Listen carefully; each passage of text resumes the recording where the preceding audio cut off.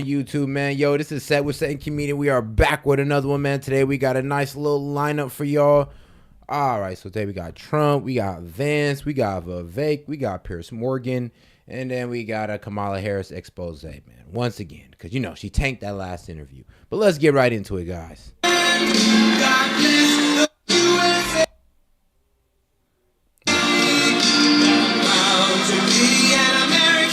I guess there probably is. Will you make sure he wins, please? Respect.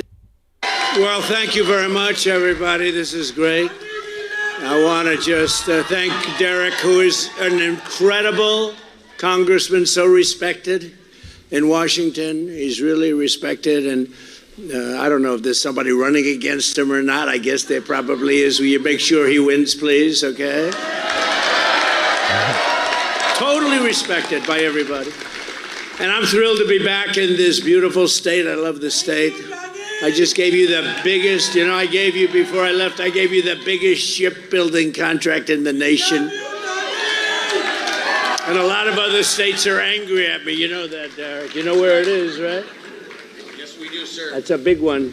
And they're doing a beautiful job, too. But I gave you the biggest, and a lot of states aren't so happy with that. They still remember that.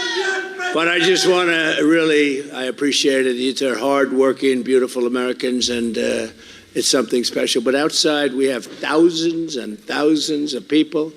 Would anybody love to give up their seat? So we were going to have a thing outside someplace, in an area where we could have held the people.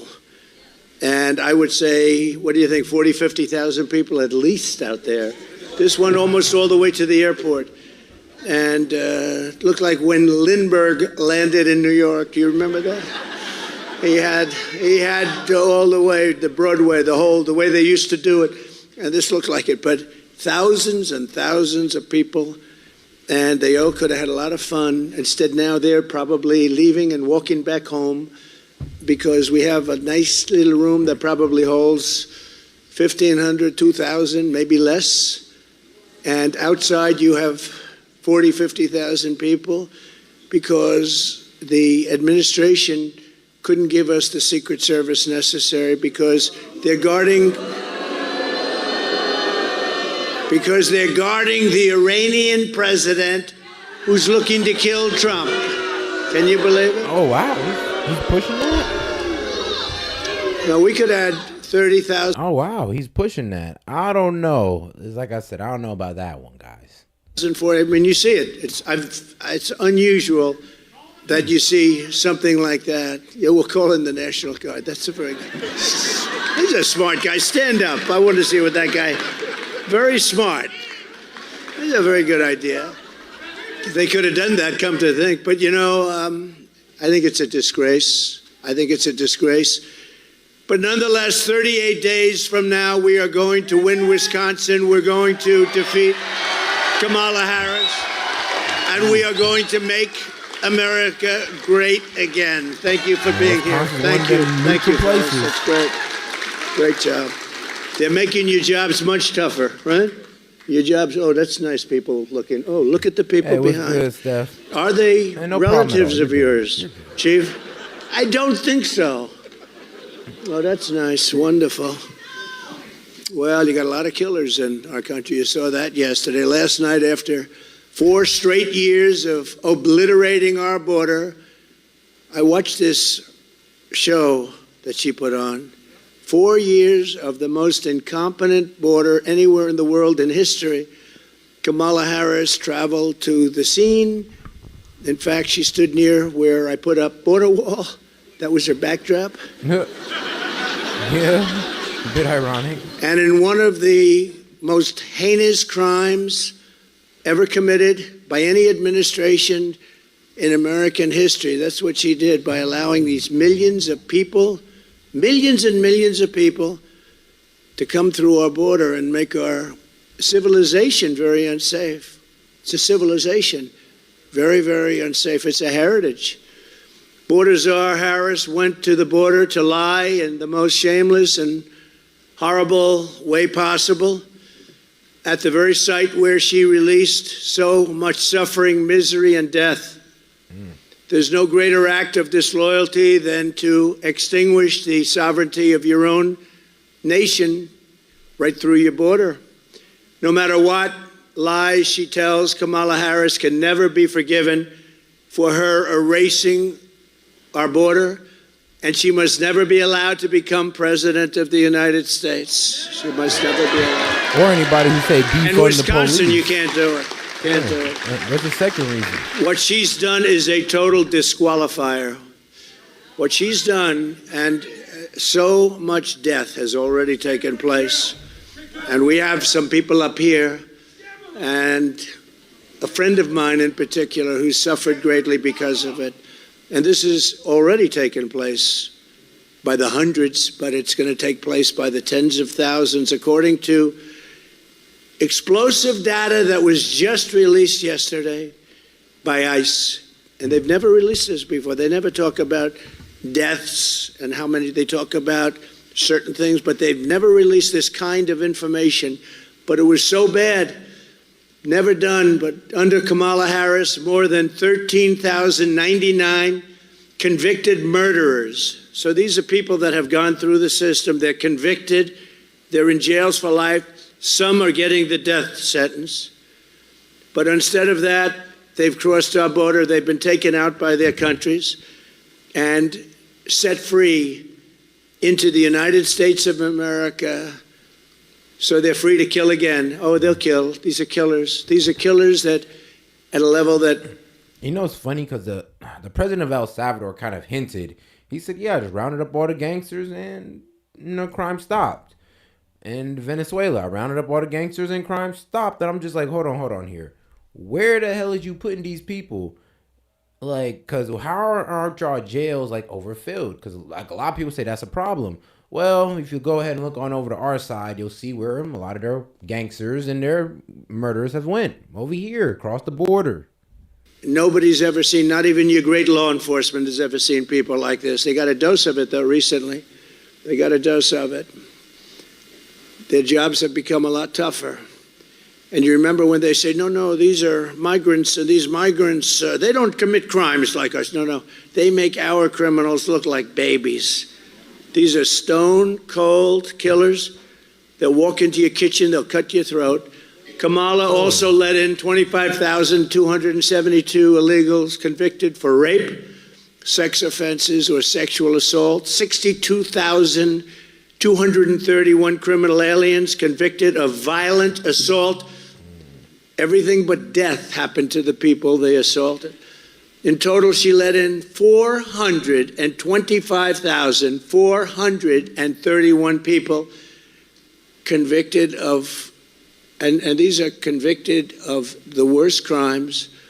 They're criminal aliens, along with an additional 222,000. What I personally want to know is, did we know this like before they came in or after? When we, caught them up on some offense, they probably did something egregious. We looked them up, and then we found out, oh, hold on, man, this guy's got sentenced to death in Mexico. He got sentenced to death in Venezuela, El Salvador, Honduras. It's like, do we know this before or after? Because I feel like the only way we could know is after they get over here and we done, lock them up and put them through the system. Illegals with pending criminal charges. Many of those charges also are murder, which will add on to your 13,000 Make sure like the murderers video, guys. that were let into the country. That's over 647,572 migrant criminals who Kamala set loose to rape, pillage, thieve, plunder, and kill the people of the United States of America. And they're not going to change. They're only going to get worse. They're only going to get worse. And our law enforcement system, we have the greatest in the world, but our people are told not to do their jobs. We don't want you to do anything. And they come from tough systems. They're going to love our system. Kamala is mentally impaired. If a Republican... Bro, some of these people come from a system where if you sell drugs, you die. They come from that system. Now they're going into a system where if you sell drugs, you may get a little bit of time in jail. Or, back in the old days, it used to be years in jail. Or today, if it's not enough, or if you're in the right state, we'll just release you. Republican did what She did.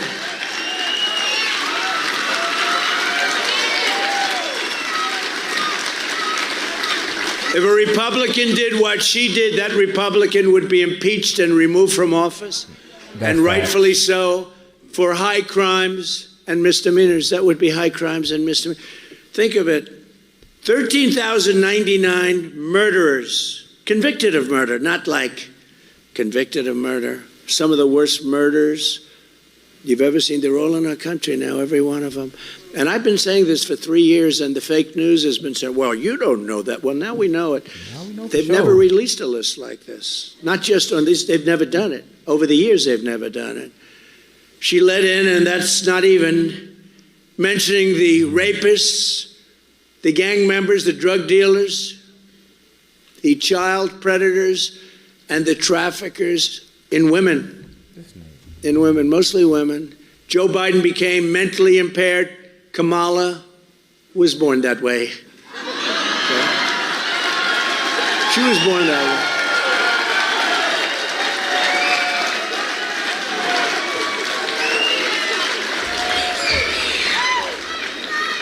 And if you think about it, only a mentally disabled person could have allowed this to happen to our country. Anybody would know this.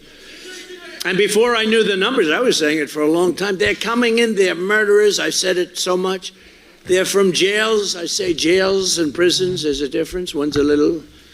Jails, a country going through an anarchical time. Like, bro, like Haiti, where they overthrew their government. And then they went through a tremendous food shortage to the point where it got to cannibalism. And then when they come here, we're surprised they're eating the cats and the dogs. Stronger than the other, as you understand. They come from mental institutions and insane asylums. How many times have you heard there's also a difference there? One's a little bit stronger than the others. And they're terrorists. They're terrorists. They're terrorists at the highest level.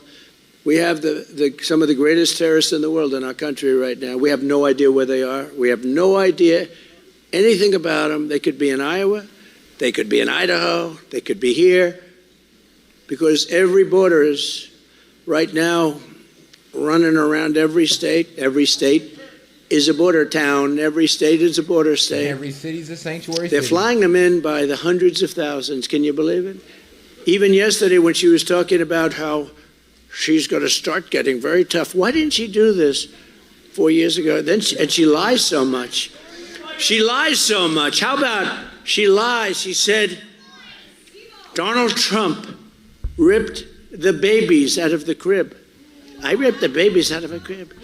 No, and it was actually President Obama that built the cages. Remember when they were saying, yeah, Donald Trump, and they show a picture of cages, and then I was lucky enough, somebody from Border Patrol said, no, that was in 2014. That was Obama. And then that story went away very rapidly, remember? All of a sudden, the cage story went away. Because anytime you debunk something about Donald Trump, the story goes away immediately. Like, I don't know, Charlottesville or a bloodbath. It's like, yeah, once you done debunked it, nobody want to talk about it no more. But I'm like, hold on. We don't want to talk about the time that they deliberately lied on this man, and then they keep doing it, and then y'all keep believing it. But then as soon as something disproven, y'all just want to forget it as if it never existed. Okay. But make sure to like the video, man. Appreciate y'all. Just double tap that screen. The 3 dots up there in the corner, man. Appreciate the support. Let's go. When it wasn't me. Now she lies. Well, look, I mean, the simplest lie is that she worked at McDonald's, and she never worked at McDonald's. She worked at McDonald's, and I didn't work there. She didn't work there. But I'm going to go to a McDonald's, I think, over the next 2 weeks. And I'm going to stand over the French fries. She said, I stood over those French fries. She never did. It turned out to be a lie. And when I mention that, they go, oh, he's fallen into a trap because but you ever see that? Whenever I criticize, they say, all the stupid people, the anchors back there. No, they say, he fell into a trap, her trap. She can't set a mental trap. There is no, but if she's... The cats and dog thing has not been debunked, actually. Honestly, there's a whole bunch of corruption going on in Springfield to where the city manager, city's officials are for some reason neglecting the cries of their citizens. But like I say, y'all don't look into that. Actually, you ever notice how, liberal media has not stepped one foot in Springfield, but they're saying it's a lie? Not interviewed one person from Springfield, but we got YouTubers doing it, TikTokers doing it. Well, why are they doing more coverage on Springfield than you guys? If you actually looked at the videos from Springfield, they would confirm that yes, ducks are going missing. Cats, I don't know, some people they've been reported that they've been cooked. Who knows? But we can confirm the ducks for sure. She says something wrong, like in the debate. She said something wrong, I questioned it. She said another thing wrong, I made her look bad. Well, she said another thing. They don't want me to ever question. Catch up. They said, oh, he fell into a trap. He questioned the fact on Charlottesville, which was totally debunked, on all of these stories that were totally debunked, fake stories, she mentions them. But yesterday, this is one I never heard, that I ripped the baby out of the cribs. No, that might have been Obama and other people, but it wasn't us. We had to say. What street you live on then? Tell me the street you live on, because I know Springfield, G. I'm from Columbus, Ohio. It's only 30 minutes away. Don't both go lying in the chat and disrespecting a group of people. Safest border in the history of our country, and even a sign that I put down. Fortunately, I put that sign down, and I love that sign. I love the graph. You know the graph, the beautiful blue, gold, and red graph. It's my favorite piece of paper, perhaps anywhere in the world. But she's so radical, she even wants to legalize fentanyl right away. Fentanyl will kill you just a little tiny, on the top of a pin and you're dead. I have so many friends that have lost their children to fentanyl. No, I'm going to entertain y'all one time on this, because do I believe Trump? Well, not all the way. No, I don't believe anybody at face value, but I do believe the people, though. I do believe the people of Springfield. So yeah, I'm going to listen to the people of Springfield instead of people in the chat who just listen to left-wing media who tries to lie about this stuff. Because, let's be real, we can go in all day on it. Like, these people have low-key disrespected. And, culture is 180 degrees different of what they're used to. Let's go. And culture is 180 degrees different of what they're used to. And one of the things that I heard that bothered me very much, and I've actually had quite a few people contact me here lately, is some pretty horrid things occurring to domesticated animal in the neighborhood. We've had some stuff in the park that, again, Springfield City Commission, they're being taken advantage of for reasons other than, and if you shake your head, Brian. No. I asked me if there was proof. I just don't have proof of it. I've heard the same thing. People that have confided in me have asked me for anonymity. I can't give their names up. I mean, we haven't seen the proof that you're talking. And I've heard about it too. Yeah. Yo, what is this they got on the grill? Is that the big kiss of cats? Man, listen, man. There go a cat right there. His ass better get missing, man. Look like his homies on the grill, man. What the fuck? Yep.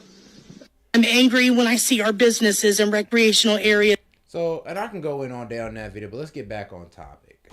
Like, there's people who speaking out about this, and I like to listen to the citizens of Springfield who are complaining to the city commission and they're being ignored. Bro was talking about, oh, where's the proof? He's like, dog, what you mean? How many, bro, you know how many citizens came up there and told him that they're doing that? There was at least like 5 citizens that came up there and said, yes, it's being confirmed. They're taking the ducks. There's like people are reporting their cats and dogs missing, and they're reporting that the Haitians are taking them. These are people that are talking, not the right. This is not Trump. These are people. There you go. No, we're going to do something else. We're going to get China that if they send us any fentanyl, I had this deal done with him, but Biden never got it finished. Do you think he lies awake at night thinking about fentanyl and death? No, I had the deal done, and then we had a bad election. We got more votes than anybody that ever ran for. Like I said, y'all are some. I ain't gonna lie. Don't call yourself a patriot, because if you can't actually go out there and actually look what the citizens of Springfield are saying instead of looking at the, well, I'm gonna say it like this: you want Trump to be wrong so bad you're willing to ignore the suffering of your own U.S. citizens. It's disgusting, but hey, that's you. For office, think of it, more votes than any sitting president in the history of our country. That's all I'm saying about it. We lost by just a little bit. Just a little bit. I was told if I got 63 million votes, which is what we got in 2016, we got millions, millions, and millions more votes, more than anybody's ever gotten, more votes than any sitting president has ever gotten, and just by a little bit. No, we got to make sure there's no cheating, and we're working hard on that. We got more lawyers, we got more people watching, and I told them, if we win and when we win, we're going to prosecute people that cheat on this election. And if we can, we'll go back to the last one, too, if we're allowed. But we're going to prosecute people, so at least they know that's going to happen. And I said that because we have to have strong borders. You need two things, strong borders and fair elections. And we have neither. But we're going to do numbers too big to rig, right? Too big to rig. And, there comes a point when they can't cheat. And when you see the lines going back, like even today, lines going back for miles to get in. And this a lovely building, I don't want to insult anybody. It's a lovely building. But if this building were 20 times larger, it wouldn't be big enough. And why should they do that to all the people that journeyed from all over your great state? When I saw these migrant crime numbers yesterday, first time they'd ever been released. They don't release numbers on murders, but they did. Somebody probably liked me. They said, boy, this is unfair. But they released them. I said, this is the real deal. This is something that's very special. There's nothing as serious as this. Nothing can be as serious as this. Because this gets down to the very fabric of our society, your way of life. I mean, you're going to be looking around over your shoulder all the time, communities that were safe. This is more important in a way than inflation, which is a disaster in this country. She's destroyed our middle class, our senior citizens. This is more important than anything having to do with the economy. We'll make it better. We'll make the economy. This is something bigger in a sense, because this is the fabric of our country. She's letting in people who are going to walk into your house, break into your door, and they'll do anything they want. They'll do anything they want. These people are animals. She's released people. These people are animals. Now they'll say, oh, that's a terrible thing for him to say. No. These people are animals. These are stone cold killers. They're heartless, and they wake up the next morning and they don't even... And the reason why Trump is low-key drilling down so hard on the border right now is because Kamala failed at borders are. It was literally her first time going to the border. First time going to the southern border where she has seen everything she effed up on. Everything she allowed to happen, she finally see for the first time. And it's crazy. It's absolutely crazy that we let her get away with this. Y'all really let her get away with this. Y'all so anti-Trump is crazy. It's like, come on now. Come on. Trump has no policies. I mean, the border was one, and let's be real, that's the one policy Kamala ignored. The economy, nothing. Oh, vice president, president of the Senate, she couldn't get nothing pulled through? Nothing? Then that means she lacks leadership. She shouldn't even have been in the position anyway if y'all going to give her an excuse as, oh, well, she was just vice president. I'm like, then she shouldn't have been there anyway if y'all was going to give her that excuse. Just vice presidents have done plenty. Think about what they did the day before. These are real killers. These are real killers. These are the worst. These are people that have been in jail for many years. These are people that killed many people. They took them out of their jails. In Venezuela, their jails are almost empty. All over the world. This isn't just South America. The Congo, their jails are almost empty. The Congo in Africa, they took them out. They bring them into our country. Many, many countries, their jails are almost empty. Some are empty. Some are much less than that. I would do it the same thing. I would have been better than any of them. I would have had everybody out of there. Some of them still have people. They probably couldn't get buses to get them in, right? You need a lot of buses, but they're bringing them into our country at levels that never seen. Yeah, we got 1,000 plus y'all in here, man. Just double tap that screen for me real quick. Yep, just take your phone and double tap that for me. And go ahead and get those 3 dots up in the corner, man. We appreciate y'all support. Seen before, and your law enforcement over here had, you just had a problem here in this beautiful place. We'll talk about, but what they're doing to us, and I saw that. It's also the fact that they're taking all of our black population's jobs and our Hispanic population's jobs. You haven't seen the real job numbers yet. And I said this also 2 years ago. I said, these people that are coming across the border illegally by the millions are taking the jobs of the black population of America and the Hispanic population of America. Have you seen their job numbers recently? They won't release them, I guarantee, until after the election. But you take a look at the black population job numbers, you take a look at the Hispanic population job numbers, and the unions are going to be next. The unions are going to get hit hard by this. They come in illegally, they take everybody's jobs, and you don't know who you're hiring.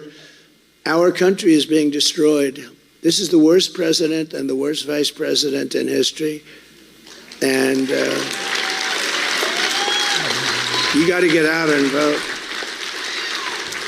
Isn't this a wonderful and inspiring speech? I got people sitting in the front row, they're going, oh my God. They thought it'd be so interesting about Kamala, because Kamala, she was a terrible DA. She was incompetent as a DA. I mean, like, bro, I can't name you one thing that Kamala honestly did right during her time as DA. If you can name one, go ahead and put it in the chat. And what impact did it have on Cal? Tell us more about Prop 47. What did that do, and what impact did it have on California?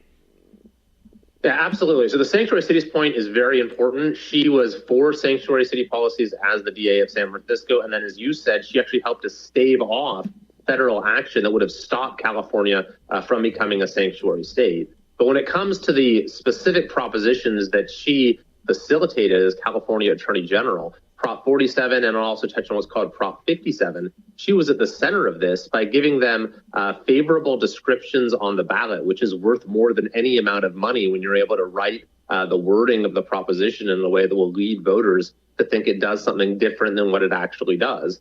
So Prop 47, which has been behind the explosion of retail theft and open-air drug markets and fentanyl deaths to a large extent in California, just recently, the main architect of that initiative came out and said that he very much appreciated the favorable ballot description that Kamala Harris gave for that initiative as AG. And then even more egregiously, Prop 57, which came a couple years later and was this massive early release initiative that let tens of thousands of serious criminals out of prison early, she deceived voters into thinking that this was only going to apply to nonviolent crimes. In fact, she, on the ballot itself, characterized as nonviolent crimes such as rape by intoxication. Nonviolent crime she characterized under her proposition that she was putting through as AG. Characterized as nonviolent crimes such as rape by intoxication, Really? rape of an unconscious person, Really? human trafficking with minors, assault with a deadly weapon, domestic violence, drive-by shootings, the list goes on. She said these are nonviolent crimes in order to deceive voters into releasing the offenders from prison early. And it's no wonder violent crime in California now far outpaces the rest of the country. Yeah. And that is what she did as DA. So anybody who want to speak up for a DA record, well, it's pretty hard to, because she's pretty much one of the main reasons why there's rampant crime in California. Ain't that crazy? Oh, yeah, and look at San Francisco. Oh, yeah, y'all know that's screwed up. Y'all know that's screwed. be out there jumping up and down, make America great again. We're going to do that, don't worry. We haven't gotten to that part yet. I'm just saying, this is a dark speech, but we only heard the numbers yesterday for the first time. You know, I took a lot of abuse because they were saying, what does he mean? How dare he say that? Everyone thinks, oh, it's such beautiful people. Everyone's so wonderful coming in. No. Stone cold killers, drug dealers, gang members. Every country in the world is taking their worst people, their criminals that are outside of jail, the gangs that hurt people, the drug dealers, which are causing such problems, that get death penalties in a lot of countries, and they don't have the problem with drugs. But they're taking their worst people, they're bringing them into our country by the tens of thousands. And yesterday, for the first time, I saw the numbers. It was reconfirmed. Some of the honest fake news. Look at all the fake news back there. But some of them turn the cameras off when I'm talking about this. No, they turned the cameras. For whatever reason, they don't want people to hear this. You know. Now we're gonna make them honest. If we don't have an honest press, that's your third leg, by the way. You need an honest press, and we have a very dishonest press. Man. Mostly, I mean, I know some. You know, there's a little sliver that's good, but it's you're right. Right side's good. He said right side. It's true. Right side. Now you have some good people back there, but it's true. You have some very good people, but you have mostly horror shows. But small towns in America are terrified of migrants coming in, and even when they haven't yet arrived, they're terrified. They're terrified. And a lot of these people don't want to talk about it because they think it's so bad for the town, but they're going to have to talk because people are being killed. I spoke to people from Iowa, Ohio, Michigan, Wisconsin, Pennsylvania. They're beside themselves, and honestly, I tell you, they're not going to take it much longer. And I guess the easiest way and the best way is on November 5th, you got to vote for Trump because we're not going to let it happen. We're not going to let it.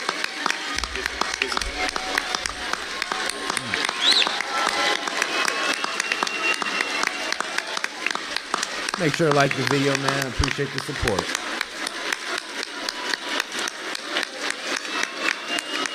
Thank you very much. Thank you. Thank you. Oh, I love that young voice. Stand up, young voice. What a beautiful person you are. Wow. Thank you very much. We love young people. One of those little things, right? They're so great. That's the future. That's who we're really fighting for when you get right there. That's who, right? We're really fighting for that voice right there. We're fighting. Because we want them to grow up in insanity. This is insanity, what's happening in our country. Who would do what they're doing? Who would do this? Who would allow 435,000 criminals, hardened criminals, 13,000, think of it, murderers, people that murdered people. Like, shoot, who would start letting thieves out of jail just to, reduce their prison rate because they don't want to look bad as AG? Like, who would do that? Oh, Kamala. I don't know. Who would be appointing border czar and let that fall apart? Kamala. And shout out, man. Shout out to my man, Michael Graham. We got you, dog. We got you. Let me go ahead and get you this Don DeMarco real quick because you a real one. Man, shout out Michael Graham, man. Trump 2024, man. Yeah, that's exactly what we need out here, man. Trump 2024. Some people murdered many people. Appreciate you, Michael. And they're now in our country. They're not going to change. They're going to get worse, actually. So we're here today in Prairie du Chien. Is that a good? Yeah. Good pronunciation. You could have given me a little easier name than that, but I think we got it right. Got it. Nailed it. Prairie du Chien. What a beautiful name. And we have to keep it beautiful. And you have great law enforcement here, but they're going through a lot. And we're in Wisconsin, and every person here knows exactly what I'm saying. Just this month, right here in this beautiful town, police arrested an illegal alien member of a savage Venezuelan prison gang known as Tren de Aragua. Tren de Aragua. These are really bad ones. This vile monster was charged with holding a mother and daughter captive against their will and sexually assaulting them again and again and again. This animal crossed Kamala's wide open border, along with hundreds of thousands of others that are worse than him, He was arrested and released in the sanctuary city of Minneapolis. And by the way, I'm going to end all sanctuary cities immediately upon taking office.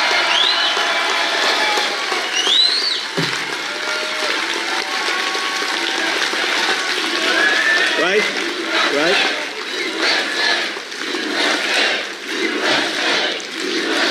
Thank you. All of them are ending. And the people of these states with big sanctuary cities, these people they want them out. It's only the politicians that want them. Someday we'll explain why. But he assaulted another woman in the sanctuary jurisdiction of Dane County, and he had outstanding warrants for strangulation, all before coming to this small, beautiful, idyllic Wisconsin town. A few months ago in Fond du Lac, Wisconsin. There's a lot of action going on in Wisconsin with these things. You know, usually I have like Clark County, an illegal alien released by Kamala Harris was arrested for tying up and blindfolding a 12-year-old girl in the back of a van and viciously sexually assaulting her. A few weeks ago, yet another illegal alien Kamala let in was charged for sexually assaulting a woman in her home in Wausau, Wisconsin. How do you like that, Wausau? Because you know it's so crazy. Like, she was appointed the border czar as vice president, and Kamala Harris is still the vice president. So why hasn't she done anything about the border still? But hold on. Y'all try to say that Trump was the one that's trying to hold off the border problem to run on it. But Kamala is running on the inflation problem that her and Biden caused, the immigration problem that her and Biden caused, like crime problem that her and Biden caused. It's pretty funny. Wausau. Is that right? Wausau. I like Wausau. No, but think of this. Sexually assaulting, and what he did to her was so horrific that he's now facing up to 100 years in prison. 100 years. These are towns that had these are towns and little beautiful areas of our planet that had no problems. Oh, you're going to have a lot of problems. I don't care how good your law enforcement is, you're going to have a lot of problems. They're all over the place. And I'm telling you what I said before. These towns, these little towns and cities, and by the way, the big cities too. New York, look what's happened in New York. And they went after the mayor of New York because he was saying, we can't do this, we can't do that. They just indicted him for long before he was mayor. But look at what they do. These are vicious monsters in our government that are also stupid people. They're vicious, but they're stupid, which is a very dangerous combination. I mean, yeah. Today I stand before you to make this promise. Like, I still say, bro, the rhetoric that comes from the left is like, not only is it divisive, but it's threatening and it's vicious. Bro, there's been plays made about executing Trump. Bro, there was a lady holding Trump's beheaded head as a figure, you know, as a little fake little Trump head. Beheaded with blood all over it. Bro, Snoop Dogg made a video, pretty much made a video about a fake Donald Trump where he shoots him in the head. And you telling me that the left is not divisive, the left is not like vicious with the rhetoric? I mean, but let Trump did any of the things that I just named, bro, it'd have been a wrap for him. But Joe Biden could say he can beat his ass. Bro, you got liberals pretty much saying, oh, what was it? I think it was that black liberal that pretty much said, oh yeah, well, we should go ahead and blow up the White House, take out Trump. Come on now. It's all coming from the left. Will liberate Wisconsin from this mass migrant invasion of murderers, rapists, hoodlums, drug dealers, thugs, and vicious gang members. We're going to liberate our country. I will liberate. I will liberate our nation. Our nation will be free again if we win this election. And it's going to have to go fast because we're not going to be able to handle it. Our nation will be free again, and it'll be free. And I'm the only one that's going to be able to do it. Nobody else even talks about it. Nobody else even, do you ever notice the way these people, they don't want to talk about it because they think it's bad publicity for their town. It's not. It's bad publicity when people are killed all over the place. They don't want to talk about it. We will not allow these people to invade us, conquer us, and take all of our dignity and pride and everything we have stood for from the very beginning of our lives. You have dignity and pride in this town and this area and this state, and they want to take that dignity and pride. They want to invade. They want to take over your homes. They want to take over your buildings. Look at what they're doing in Colorado, Aurora, Colorado. Venezuela gangs are taking over real estate. They're real estate developers. And there's some of y'all that's being a bit disingenuous about the rhetoric topic. It's like, compare Trump to Kamala. I'm like, dog, you can't. Tell me the worst thing Trump has ever said, dog. Tell me the worst thing Trump has ever said, please. What is the worst thing Trump has ever literally said? What, your wife is ugly as a dog? Like, that's the worst thing I've ever heard bro say. But what I've heard y'all say about Trump, liar, cheater, bro, dictator, the worst thing since Hitler, I'm just like, come on now. Y'all can't be serious. You can't be arguing with me seriously now. Like, bro, just admit it. Just admit that y'all have the most hate in y'all party. That's all I'm saying. Just admit it. That's and then, of course, ask Trump. I mean, it's insane. So let's go and go to those clips. I just don't even know why there aren't uprisings all over the country, and maybe there will be. Now, those of y'all that say the left do not have no divisive rhetoric, no hateful rhetoric, look. No, don't swipe. No. Actually, you should double tap on the screen like the video. But look. Let's go. We need to start taking to the streets. This is a dictator. You know, there needs to be unrest in the streets for as long as there's unrest in our lives. Enemies of the state. Show me where it says that protests are supposed to be polite and peaceful. Do something about your dad's immigration practices, you feckless. When they go low, we kick them. How do you resist the temptation to run up and wring her neck? The biggest terror threat in this country is white men, most of them radicalized to the right. I thought he should have punched him in the face. I said, even if you lost, he insulted your wife. Yes. He came down the escalator and called Mexicans rapists and murderers. He said, well, what do you think I should have done? I said, I think you should have punched him in the face and then gotten out of the race. You would have been a hero. I'd like to punch him in the face. I said if we were in high school, I'd take him behind the gym and beat the hell out of him.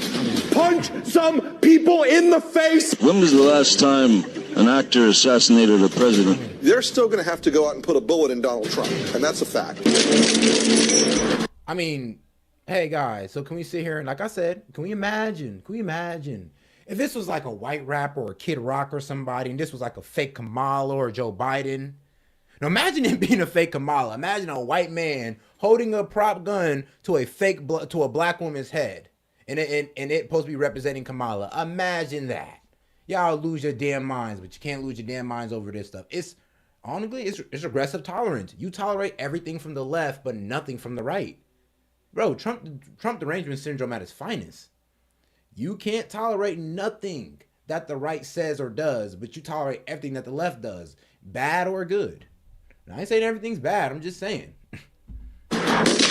You take on the intelligence community, they have 6 ways from Sunday at getting back at you. He is destructive to our democracy, and he has to be eliminated. Let me give you one bottom line. As a former government official, government's going to kill this guy. Look, as his character is stabbed to death. I mean, what context? Where's the context in a Donald Trump character? I mean, that's the full context right there. If anybody takes people out of context, it's the left. Bro, y'all took JD Vance out of context, talking about he made up a story when he never said that. You can look at the full CNN interview. Y'all took Trump's out of context with Charlottesville. Bro, if anybody takes anybody out of context, it's y'all. We ain't gonna sit here and play stupid now. Because this is full context. It's all on the play. They're fantasizing about assassinating Trump at this point. Fantasize. How millionaires pay off their debt. They got me. So if people pay off their full credit card debt. Yeah, a lot of times. But, yeah. You know what? I ain't even going to go you through the whole video. We're going to go back to my man Trump, bro. Developers like ours, but they do it with a gun. I did it with bank financing. They do it with a gun.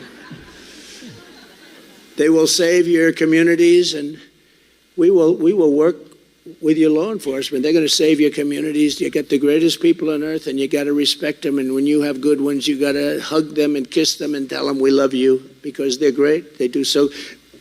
I am endorsed by every law enforcement group, I think, or just about. I better say just about, because they'll find one little person someplace. I don't really like Trump. Trump lied. Now, these are bad people, but virtually everybody. We just had the endorsement of a group of 400,000, the largest law enforcement group, the Fraternal Order. She's got 400,000 people. It was like, they said unanimous. I don't know if it's unanimous, but All the sheriffs all over Florida, all over the country, every sheriff's group, everybody's endorsed us, or if they're not allowed to in some cases, they still state their preference. Border Patrol endorsed me. It was good last And Border Patrol is like, it's hard. How do you endorse somebody and you're with this other group, but they can't do it. They're unbelievable patriots. They love the country. They hate to stand there and watch these people pour right by them. They want to do their jobs. They're great people. How on earth did a small town in the Midwest and America come to be so famous as some of these towns? Look at what's happening with some of these towns. They're being talked about all over the world, but in a very horrible way, occupied by members of savage prison gangs from Venezuela. I mean, think of that. How does it? You're talking about areas of the Midwest where they're becoming famous because they're being occupied. And this is hundreds of little cities and little towns. They're petrified. And their law enforcement is petrified. You have a sheriff and a deputy, or you have a small group, and you'll have a group of Venezuelan killers, street gangs, occupying the town with MK-47s. I know that gun very well. I got to know it very well. I've become an expert on guns quickly. My sons know guns. They couldn't believe what the story they heard, the two stories they heard, actually. But I don't care, because we're doing it for you. We're going to make our I don't care. I just say we've got to do it.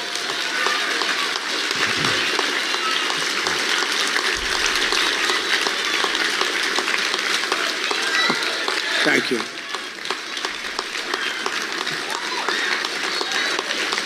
Thank you. Thank you.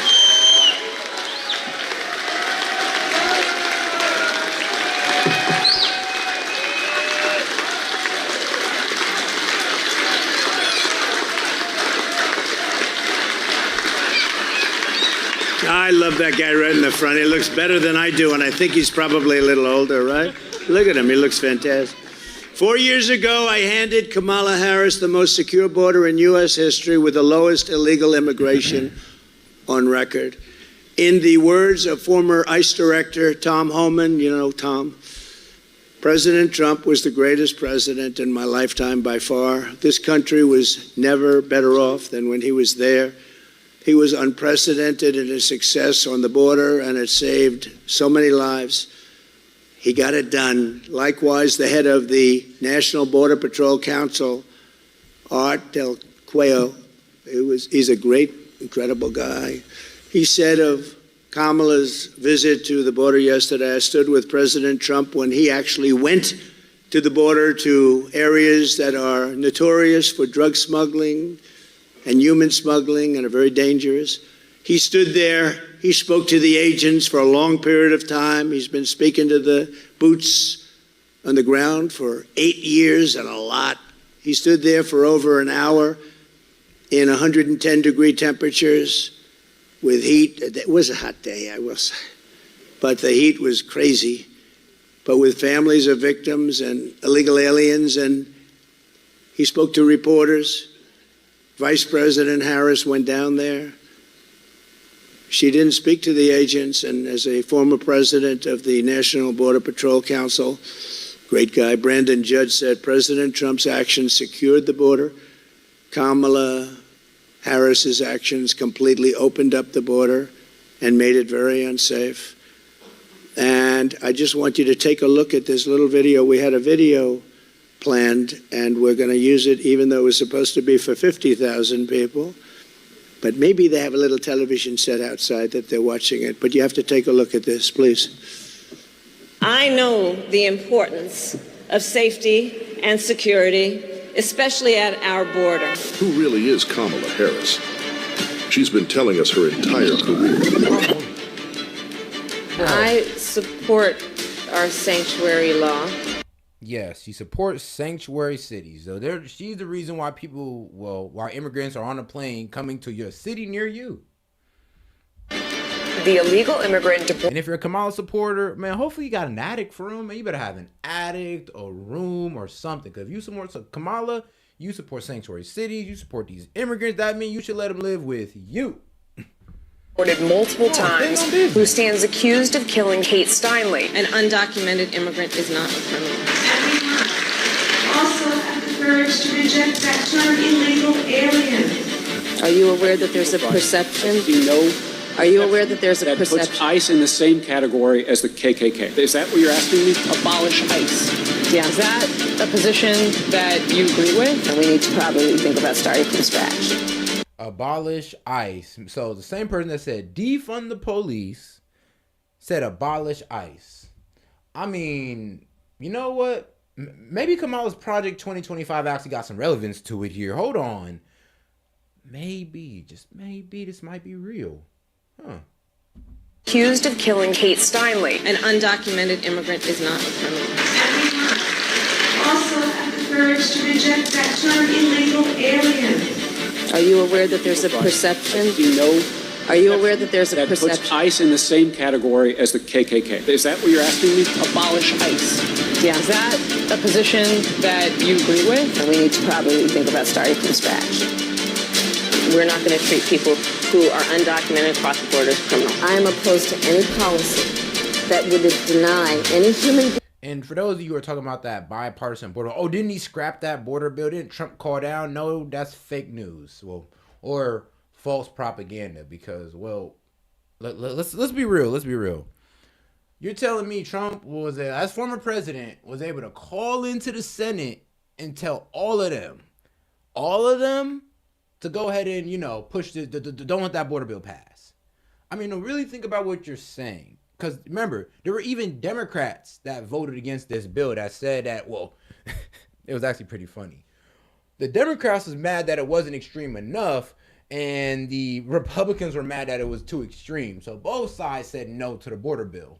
So that's one side they leave from you. And if Trump was controlling the Senate like that, I'm gonna be real with you, why does he even have to argue for being president? Let's be real. Why would he even run as president if he could just control the Senate like that? What would be the point? I mean, I wouldn't even run for president if I could be like, bro, if I could just call a couple people up on some bills that I don't want passed, the fuck I'm running for? Public health here. Will you be committing to close immigration detention centers? Absolutely, on day one. How come she hasn't applied consequences the last 3.5 years? Then why vote for president? And because think about it, the Republicans still control it. So, and if he controls them to that point, then what's the point? All he has to do is just sit back and wait for the right bill to pass that he wants to pass. He would just go ahead and call his boys up. That's not how it works. That's not how it works. You just believe what they tell you with no proof. Where's the proof of his friends? Who are his friends? Tell me. Where's the phone calls that Trump made? Tell me. Come on. Where are the phone calls that Trump made? Can you prove this? You can't. You're just saying it. 10 million illegal encounters, 2 million gotaways, 600% increase in sex trafficking, more terrorists coming across the border, a record number of people off the terrorist watch list, and over 250,000 Americans dead to fentanyl that comes across the border. Consequences, there ought to be consequences for her failure. We have a secure border. The border is secure. Sickening new details about the murder of Georgia nursing student Laken Riley. The 22-year-old was beaten to death with a mystery object. We've been to the border. You haven't been to the border. And I haven't been to Europe. And I don't. Kamala Harris, do you trust her to stop the invasion?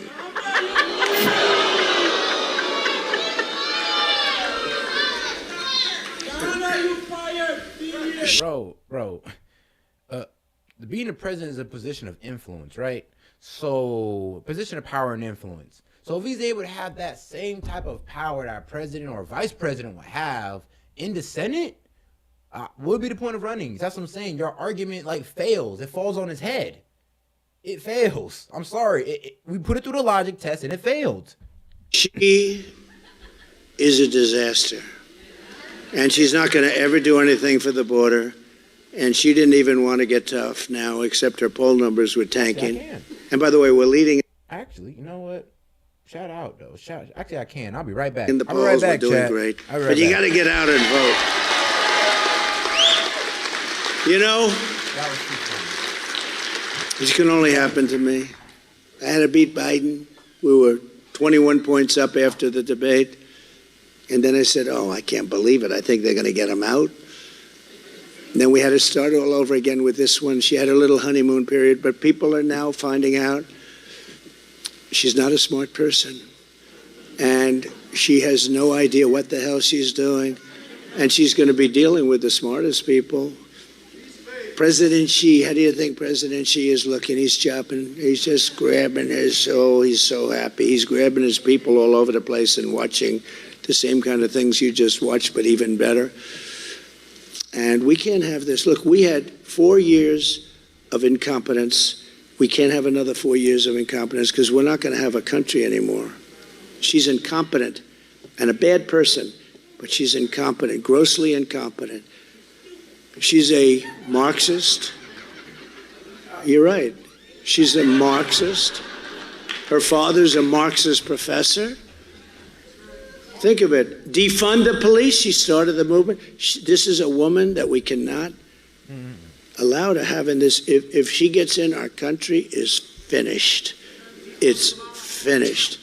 Starting on her first day in office, Kamala Harris terminated every Trump policy I used to deliver the strongest and most secure border in the history of our country. We never had a, Tom Homan said it, the best border. They interview people on the border that live in hell on the border. They say, but, oh yeah, but for those of y'all who say, oh, but you can't prove that everything said about Trump is false. I'm like, you know, it would take a whole lie to disprove all the lies that the left has said about Trump. I mean, like, and you literally have to name them because y'all got some new lies about Trump that I ain't never heard before. I'm just like, bro, yeah, it's like y'all making up stuff on the fly every day. Y'all would literally have to send me every lie and accusation on Trump so I can debunk it. It would take an entire lie to do so. Like, I'm telling you. No state in this country where it is. He will sign a national abortion ban. it's a lie. I'm not signing a ban, and there's no reason to sign a ban. Understand, in his Project 2025, there would be a national abortion, a monitor. What she says is an absolute lie. There is no state in this country where it is legal to kill a baby after it's born. Nowhere in America is a woman carrying a pregnancy to term and asking for an abortion. The infant would be delivered. The infant would be kept comfortable. The infant would be resuscitated if that's what the mother and the family desired. And then a discussion would ensue between the physicians and the mothers. Donald Trump, the candidate, has said in this election there will be a bloodbath if this and the outcome of this election is not to his liking. It was a different term, and it was a term that related to energy. We're going to put a 100% tariff on every single car that comes across the line, and you're not going to be able to sell those cars if I get elected. Now, if I don't get elected, it's going to be a bloodbath. Let's remember Charlottesville. There were fine people on each side. Very fine people on both sides. And I'm not talking about the neo-Nazis and the white nationalists, because they should be condemned totally. Tim Walz and I are both gun owners. We're not taking anybody's guns away. Let us finally pass an assault weapons ban and universal background checks and red flag.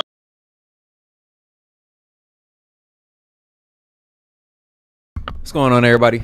Hopefully, that took some of the lies. It was never away. like Trump had it. Now, if you can make up some new lies, like the lies about Epstein's flight list, when those haven't came out yet, we all know I'm that. just like, bro, if y'all think there was anything incriminating on about Trump on there, don't you think they would have released it? They didn't charge this man with 34 felonies. You don't think they would have added some shit on if they could have? Bro, don't you think they'd have added that while he was in court? If the Epstein list was true, right? Why didn't they add that while he was going through all 92? If there was anything incriminating on there, bro, trust me, we would see this man Trump caught up on those charges. Man, trust me, you see a lot more people too.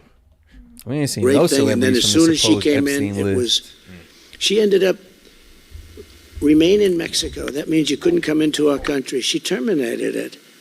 You know what it means? Remain in Mexico. It's what it means. Release and canceled. Little things like the Safe Third Agreement, canceled Title 42, halted the removal of virtually all criminal aliens, ended all of our programs that we instituted to stop child trafficking, which is at an all-time record now. She said last night that I told you, ripped babies out of the crib. I ripped babies out of the crib. She's sick, and she's a liar. And the reason I keep mentioning McDonald's, because it was so basic. She worked at McDonald's, and it was a lie. She's a liar. But Kamala, of all things, the worst thing is this. She lost 325,000 migrant children. Damn. And they're either dead, being sold into sex slavery, or just plain missing from their parents. They were stolen. 325,000. What Kamala Harris, can you imagine if that were a Republican? Can you imagine? What Kamala Harris has done to our border is a betrayal of every citizen. It's a betrayal of her oath, and it's a betrayal of the American nation. Not only must she be defeated, but in light of this news, Kamala Harris should immediately resign the vice presidency and go home to California in disgrace. Video that they She should showed, resign. I wonder if I could like, let me see, where is that? 41? Bro, they showed the most grimy ass video from out here. Let me see that. I need you to look at this. Also have the courage to reject that illegal aliens. Are you aware that there? Kate Steinle. Harris. She's been telling us her entire career. Kamala Harris, this ad, sponsored by Trump. I support our sanctuary law. The illegal immigrant deported multiple times who stands accused of killing Kate Steinle. An undocumented immigrant is not a criminal. Also have the courage to reject that term illegal alien. Are you aware that there's a perception? You know, Are you aware that there's a that puts perception? ICE in the same category as the KKK. Is that what you're asking me? Abolish ICE. Yeah. Is that a position that you agree with? And we need to probably think about starting from scratch. I mean, We're not going to treat people who are undocumented across the border as criminals. I am opposed to any policy that would deny any human being public health, period. Would you be committing to close immigration detention centers? Absolutely, on day one. On day one. How come she hasn't applied consequences the last 3.5 years? 10 million illegal encounters, 2 million gotaways, 600% increase in sex trafficking, more terrorists coming across the border, a record number of people off the terrorist watch list, and over 250,000 Americans dead. She failed. Like, god damn it, this woman done failed. Okay? So we're just gonna try to elect this woman into office or what? She can do the same thing she did to California? So she can spread her handling of, power. Power, policy, and influence. And shout out Vladstein, man. One of the mods, one of the supporters, man. Let me get my volume up here. Gotcha. Man, he said, got a video request. Bill Maher, Sam Harris. Heads explode over truth about Russiagate by the Jimmy Dore Show. All right. Pull that up for you. Fentanyl that comes across the border. Appreciate you, Vlad. Consequences, there ought to be consequences for her failure. We have a secure border. The border is secure. Sickening new details about the murder of Georgia nursing student Laken Riley. The 22-year-old was beaten to death with a mystery object. We've been to the border. You haven't been to the border. And I haven't been to Europe.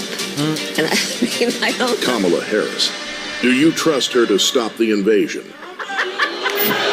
You say yes, you're goofy. States from Pennsylvania to Wisconsin are being overwhelmed through. Come on, guys. Come on. 2 programs she created to. They told y'all the numbers. And y'all still vote Kamala? I mean, but then again, though, the Trump derangement syndrome. You feel me? You feel me? Like, I'm weak as hell. It damn near makes you ignore the truth at a certain point. That's dangerous. Low key. But, we do just need to do a Trump debunking. Like, all the things y'all believe about Trump, we just need to just go ahead and look into and debunk them. You might as well, bro. Because y'all just have too many lies and y'all create up new lies. Like, the Epstein lie I thought was the most egregious because I was just like, bro, there's so many celebrities that was next to Epstein. Why don't you pull their chain? Oh, he was on video with Epstein. A lot of people are on video with Epstein. That's why we're looking for the flight laws because those officially show who was engaging in Epstein's services.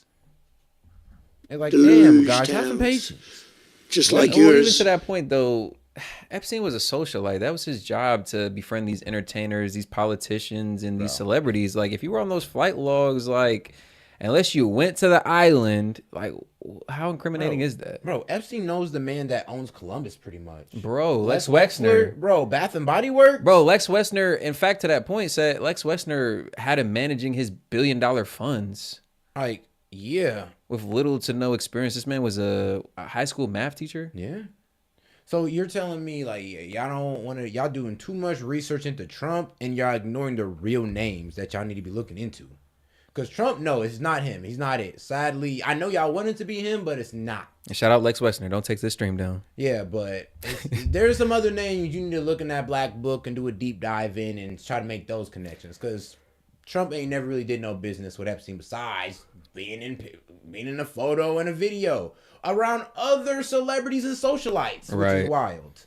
But it's like he was in a photo with Diddy. Did you think he was at them freak offs? Come on, y'all. Right, use your head. First, he created a program to fly in migrants from Venezuela, Haiti, and Nicaragua, dumping them into cities and towns all throughout America, right? You know that, right? Remember when she was saying, no, we're thinking, you know, they got a little... And shout out to Kathleen Irish. Sorry, Kathleen Irish. Appreciate you for the super sticker. We appreciate that. Oh, cute. Tougher about 3 months ago on the border, a little bit. But they never stopped the flights because they didn't think, but we caught them about 2 months ago, flying in hundreds of thousands of people over the border. They didn't think we'd catch them. Can you believe it? In addition, she's allowing virtually unlimited numbers of migrants to enter and be released at the press of a button through her phone app for illegal immigrants. They have a phone app so that people can come into our country. These are smart immigrants, I guess, because most people don't have any idea what the hell a phone app is. But they do. These are very intelligent immigrants. But you know who they're really meant for? The cartel people. The people that run the cartels. They can use them brilliantly. They're making billions of dollars, among the most successful people in the world. This is why I get shot at so much. I mean, if you think about it. Only a consequential president gets shot at. Appreciate that. Okay? Remember that. That is true. What was it? Reagan that got shot at. He was pretty important. Kennedy got shot at. He was about to do some groundbreaking things for America. And now Trump got shot at because he don't want to fuel the military-industrial complex. I ain't gonna lie, as crazy as it sounds, good company. Yeah, man. Hey, on God. They only trying to shoot you when you got something crazy to say, or when you they only trying to hide or suppress something. I feel like they only trying to shoot you when you're getting in the way of something that they want to keep going. That may be bad for America. So they're like, well, we can't just stop them and say that, we stopped because we want to further our agenda. Right. But we can't just take him out and stop for what he's doing. We got to get this man up out of here. God, bro. Wait. He don't want our war with Iran? He don't want war with Russia? Gone. Nope. In less than 4 years, she relocated almost 5% of the entire population of Haiti to the United States. And the rest are coming in rapidly as they can, as fast as they can come out. And 6% of the populations of Honduras and Nicaragua. And remember this, those governments, they send the people that want to send. And those are the people we're getting. These countries are so dangerous that the U.S. State Department has travel advisories warning Americans not to go there. Yet Kamala is resettling all of those people here, anybody that wants to come. So we have travel warnings, don't go here, don't go there, don't go to the various countries, and yet she's taking in the worst of those people. The killers, the jailbirds, all of the worst of the people, she's taking them in. And then I have to sit there and listen to her bullshit last night. Whoa. Hey, my nigga, man. I'm sorry, but that's my president, bro. That's my president. I ain't even gonna lie. Trump off the hip with it. Yeah, he came off the hip with that one. He's like, boy, that bullshit. He said, I gotta listen to that ba ba booey. Like, man, that ba ba booey bullshit she was spitting last night, man. Oh my, bro, you know everybody's talking about her last little interview where that lady pushed back on her. Oh my goodness! And when all she had to say was, like, all right, so what are you gonna do to get the Senate? You know you got to work with the Senate, right, to get some of these things passed, like your tax codes and all that, right? No, it was really what she said about enforcing the taxes. Yeah. Like, we're just gonna have to. They're gonna have to. I'm just like, yo, what type of totalitarian, tyrannical, autocrat, bruh? I'm just like, is anybody hearing this? And y'all say Trump is going to be a dictator. She said, nah, I ain't going to lie. Don't worry about that. I'm going to make them. They going to have to. I'm just like, yo, whoa, whose president is this?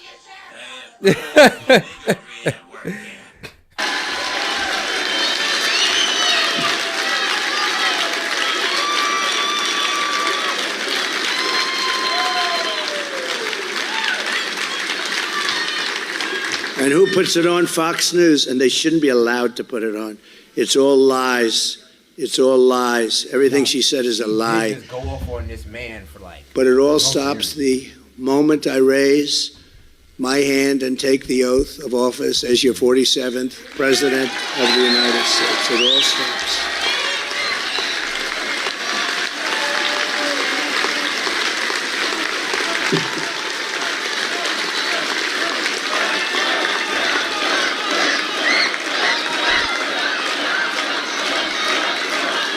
Thank you very much. Not far from where we are today in a small, very beautiful town of 15,000, Whitewater. Do you know Whitewater? Right up. And shout out to Professor Swag and Muffin. Thanks for not banning me and allowing me to. Allowing dissenting people. Yeah, bro. It's all, Allowing that's what it's all dissenting people. about. That's what it's all about, bro. We ain't always got to agree, man. Like, you ain't said nothing too outlandish, bro. It's only a difference of opinion, and if anything, that adds to the chat, that adds to the stream. Oh God, and it's fun. It's fun. Yeah, oh God, it keeps it interesting. And shout out Les Phillips. Hello, friends. I have arrived. LOL. Hope y'all are having a great night so far. Oh man, appreciate you chiming in, Les. We just getting started, bro. Happy to have you in here. You too, Swagger Muffin. Appreciate you, bro. Kamala has flooded the town with an estimated 2,000 migrants from Venezuela and Nicaragua. Very tough ones. Some very tough people in that group. I know because I get the info. Housing costs have now soared by 25% because the government's buying houses for them. Diseases are spreading like wildfire, all sorts of disease. The police say they cannot handle the surge in crime. The schools can't teach. You know, that's crazy. Governor DeWine did say that, yeah, the main problem with these immigrants is getting immunization. It's like trying to get them immune to what's over here and also whatever sicknesses they are bringing over here as well. Yeah, great point. Because just to be honest, yeah, we, as much as y'all might hate this, we don't know. They lack proper immunization records. They lack proper documentation, and we don't know their background, their history on, you know, what diseases they may or may not have had or been exposed to. So when they come over here, it does create a litany of issues for Americans who have been immunized since like what, 2, 3 we get our shots, bro. Yeah, like man, and shout out Michelle Glass. And keep up the great job and keep telling the truth, like our mothers and grandmothers would say. Appreciate that, Michelle. Oh God, thank you for tuning in with us. Oh God, shout out to Grandma and Grandpa. And they're taking over the schools. Vance and the town itself has plunged heavily into debt. My Appalachian folk. The town's in big trouble. In Springfield, Ohio, 32,000 migrants from Haiti and other countries descended upon this idyllic town of 50,000 people. How would you like to have 50,000 people and now all of a sudden, a short time later, you have 32,000 more? They don't speak the language. They don't have the culture, different culture, whole different culture. Everything's different. But yet 50,000 people with no crime, no problems, only happiness, love. Not anymore. The mayor is a very nice man. I don't know him, but he's a very nice man. And he doesn't want to really talk about it, but he's got to talk about it. He wants to be politically correct, so rather than... Bro, the mayor and the city manager of Springfield got property they got property value they're trying to defend right now. Also, they're giving the immigrants money to pay more on rent so they can raise their rent prices. There's incentives. Like I always keep saying, man, somebody check that man's bank account. I don't trust him. Than saying what he should be saying, which is, you're all leaving, you're not coming in, we're not going to take you, we're not going to allow this to happen to our town.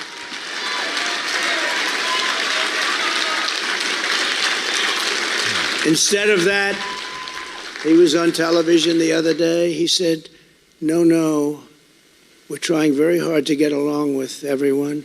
We're looking for interpreters because nobody speaks English. And I believe he actually intends on keeping the people in the town. The town is ruined. It's destroyed. I mean, I am politically correct, but not when it's this important. Your towns, your cities, your country is being destroyed. This is bigger than inflation, which is killing you. And quick shout out, got another 99 cents from Bruce Wang. His first super chat on the live too, so we appreciate the honor here at Second Key Media. Man, ain't had too much to say, just wanted to show some support. You honor us. Appreciate that, Wang. All caused by Biden and Harris with their stupid energy policy and all of their spending on the Green New Scam. Billions and trillions on the Green New Scam, on garbage that doesn't do it, that actually brings our country back. They don't think about nuclear missiles from different countries. And by the way, they can't handle them anyway. You'll end up in World War III. But they think about global warming, which is now called climate change, because global warming doesn't work anymore, because it's actually cooling. It worked for a few seasons, but now it's not working. So climate change, a much better term, because that covers everything. Warming, cooling, rain, sun, it covers everything. Trillions and trillions of dollars they waste. You know, they want to go to 93 trillion. That's more money than every country in the planet has, and destroyed. Germany went that way for 1 year, and now they're building coal plants all over the place. You know why? Because they were getting destroyed. That's why Angela Merkel is no longer there. Already everybody is talking about leaving the different towns that we're talking about. The majority of the school cannot speak English. In Ohio, Springfield, they can't speak English. They're taking over the schools. There's nobody that can speak English. And the mayor's looking for interpreters. Isn't that wonderful? How can this happen? How can... I remember during the Springfield City meeting, they was hopping on that guy's ass like, oh, we should get them translators and all that. I'm like, dog, then we're supplicating to the government. We're pretty much saying that, yeah, whatever you do to us, good or bad, we're just going to accept it and we're going to adapt to it. And I'm like, nah. Y'all should only be able to accepting the good and what's going to help y'all community. The fact that y'all are accepting this and y'all trying to supplicate to these immigrants, like how far are you going to bend the knee? You know, that really just pissed me off anyways, just watching that whole town hall city meeting. You know, remember when the city councilwoman's mic was, well, she thought it was off, but she had actually a hot mic, and she said, well, we really just don't care for it. We don't give a damn about the citizens' problems. We don't give a fuck. And I was just like, bro, what? It just highlighted the issue in a way that let me know, what confirmed for me, like, yeah, this issue really only affects the people at the bottom. You think these politicians or people with money are having to deal with this shit? They live in a nice end of town. And we keep speaking on Springfield's issue because it's personal to us, right? We live about 40 minutes west from Springfield, for those of y'all that don't know. Shout out Ohio. But it just really highlights the issue in a way. God damn it. Man. All I was saying is, to Seth's point, there was a point in the video that we covered yesterday at the city council in Springfield where a city councilwoman had a hot mic on. She thought it was off, but she ended up exposing that she really doesn't give a fuck. That was like her exact words. I don't give a fuck. We can show you the video too a little bit later, but you know, of course we gotta get through Vladstein and all that. But don't worry, we got the video. Got y'all though. Appreciate everybody in the chat, man. Can we allow it to happen? If Kamala is reelected, your town and every town, just like it all across Wisconsin and all across our country, the heartland, the coast, it doesn't matter, will be transformed into a third world hellhole. That's what's going to happen, 100%. Remember, there's a hat that's made that sells like crazy. Oh, there's a fly. Oh, I wonder where the fly came from. See, 2 years ago, I wouldn't have had a fly up here. You're changing rapidly, but we can't take it any longer. We can't take it any longer. It takes centuries to build up the unique character of the United States of America. Centuries and centuries, goes on forever. Good and bad, it all comes out, and we ended up with a great country. But in 3.5 years, they've really destroyed our country. They've really destroyed it. And we can fix it, but you know what? In 4 years, it's going to be too late. Just like we've seen in London and Paris and Minneapolis and Aurora and Colorado and Springfield, Ohio. But I'll not let it happen here in Wisconsin. I'm not going to let it happen. You're not going to let it happen either. Man, I wish you had a choice not to let it happen. And I will not let it happen to Prairie. Here's the thing. Why is nothing ever left to the people?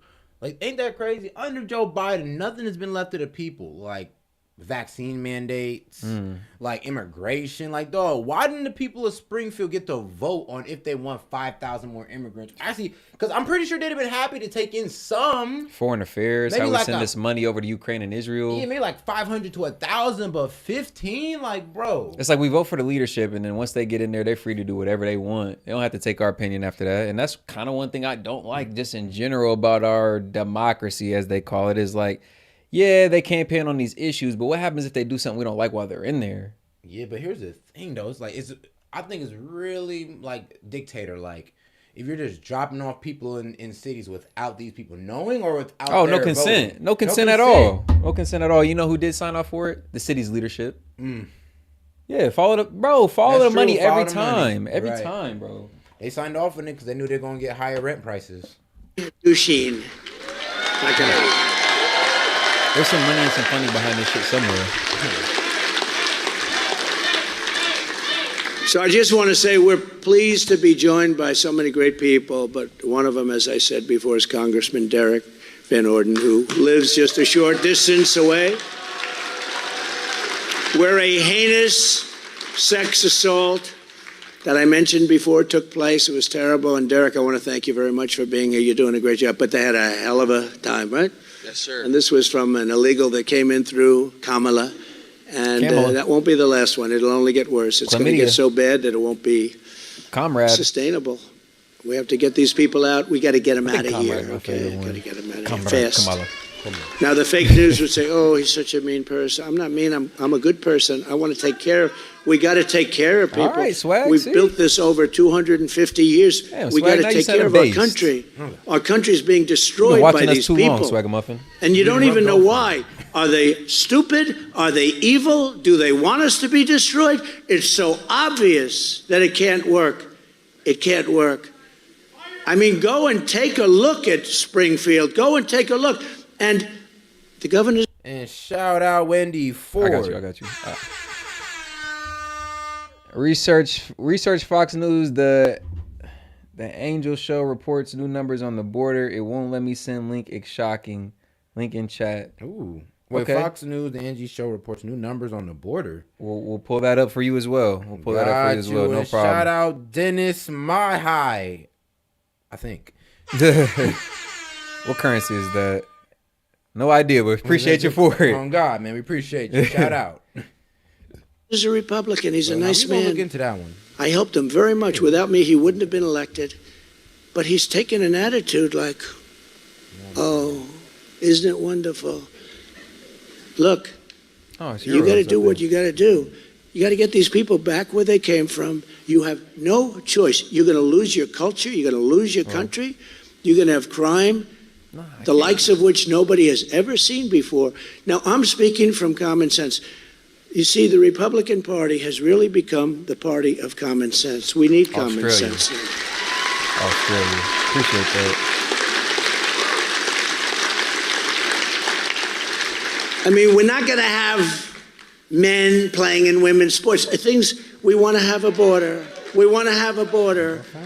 We want to have good education. We want to have low taxes. We want to have a strong military. I rebuilt our military. Then they give away a big chunk of it to Afghanistan in the single most embarrassing day in the history of our country. The same idiots are dealing with us now on nuclear weapons in Russia and the problems in the Middle East. This whole world is exploding.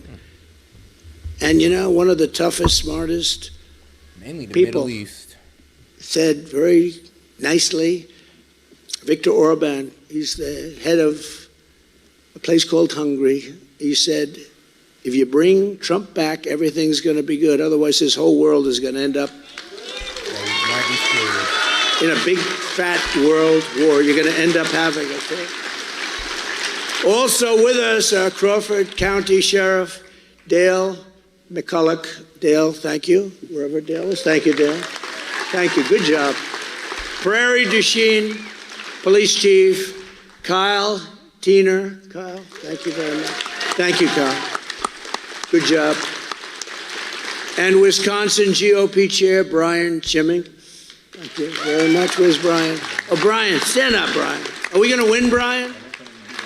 Okay, good. Brian's doing a great job.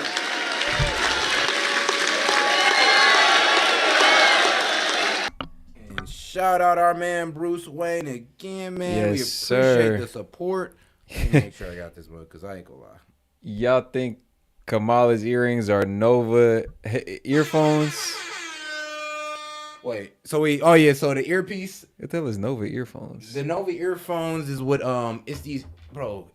I'll be real with you. It's like an earring or a company that made like an earring that kind of look just like Kamala's stuff. Oh, yeah, like an earring, just a little bit off. But look, all right, I kind of agree with you, but I have a different angle on it. Wow, look, every time Kamala does an interview, why can't you see like the other side of her ear? You see one, but not the other. Yeah, you never do. For some reason, it's like she always got one ear covered. And I noticed it ever since the CNN debate. Really, I noticed it since the debate with her and Trump. But the CNN debate, her and Trump, I'm just like, one ear is always covered. Why is that? You know, just my wild speculation. Doing a great job. Thanks, Brian. Good job. What Kamala did not talk about in her lies last night, just lied. Everything was a lie. Lies. And I always say, not one truth, like not one. Why didn't she do it? You know, she's been here almost 4 years. I'm going to do this. I'm going to do that. Reading off a teleprompter. Isn't it nice to have a president that doesn't need a teleprompter? Yeah. I mean, shit, there ain't gonna be no teleprompter up there when the heightened tensions come and you got to sit down with a meeting with Putin. Yeah. Ain't no teleprompter, ain't no notes on the hand you can read that's gonna save you in that situation. So yeah, I ain't gonna lie. It's nice, but it's necessary as well. We need a leader who could go impromptu, have extemporaneous conversation with these world leaders and these other world powers when, you know, times are in such a heightened, tense time as they are right now. Bro, imagine have to walk up to the leader of like Russia, Putin, or China, talking about, bro, hey, yo, you got my script? Right. I'm like, bro, what? Just hold on a second. Before we do this interview, let me set this teleprompter up in the background. They're gonna be looking at her like, you serious? Like, yes, Putin. While I talk to you, I need to sit this teleprompter behind you so I know what to say. I'm like, wait, what? I wouldn't be surprised if those are fake earrings. But I keep asking, I said it in the debate, I said, so why don't you do it? Why don't you just do it? We're going to do this. She's been there for almost 4 years. They didn't do anything except destroy our country. So why don't you do it? Kathleen. Then she says about a bill. It was such a bad bill, this bill that she talks about. You know, it's a fake bill. It was put in by the Democrats with a couple of Republicans that got duped and put before nobody wanted to vote. She said, I'm the one I wouldn't be surprised. I wish I had that ability. He's speaking on it. Hold on, he's finally speaking on that. He said, I wish I had that ability. It was such a bad bill, this bill that she talks about. You know, it's a fake bill. It was put in by the Democrats with a couple of Republicans that got duped and put before nobody wanted to vote. She said, I'm the one that talked them out. I wish I had that ability, that I was the one that said, don't vote for it. But I do have a certain say. Man, and shout out Les Phillips, man. And can think on his feet. Snap, man. On God, Les, because that's what kills me about Kamala. It's like you can obviously tell, bro, if you just like walked up to her randomly and just start asking these questions, I feel like she stumbled on her words. She honestly wouldn't know what to tell you. But if you ran up on Trump with the same type of aggressive interview style, then yeah, he'd probably give you straight answers, maybe a bit condescending, but you're going to get some answers though. Like, oh man, ain't that crazy? But I would have never voted for that bill. It was so bad. It would have allowed everybody to become a citizen. It would have allowed at least 2 million people to come into our country. Yeah, I did.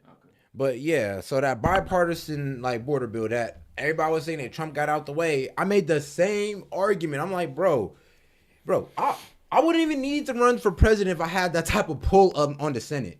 What would be the point? If I could just call down, I can get any bill rejected that the president sends through.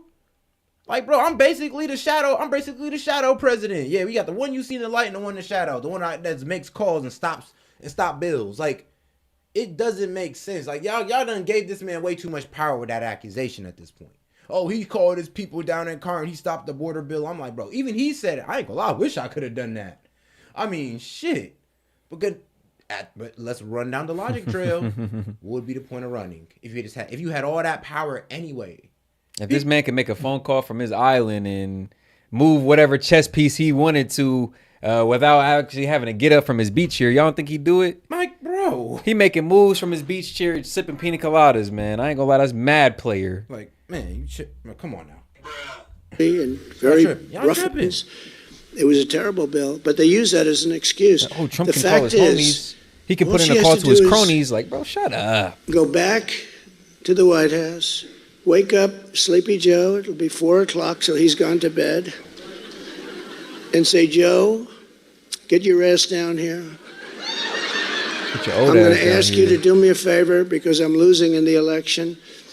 Sign this piece of paper. What is the piece of paper? It says to the Border Patrol, close the border. 3 words.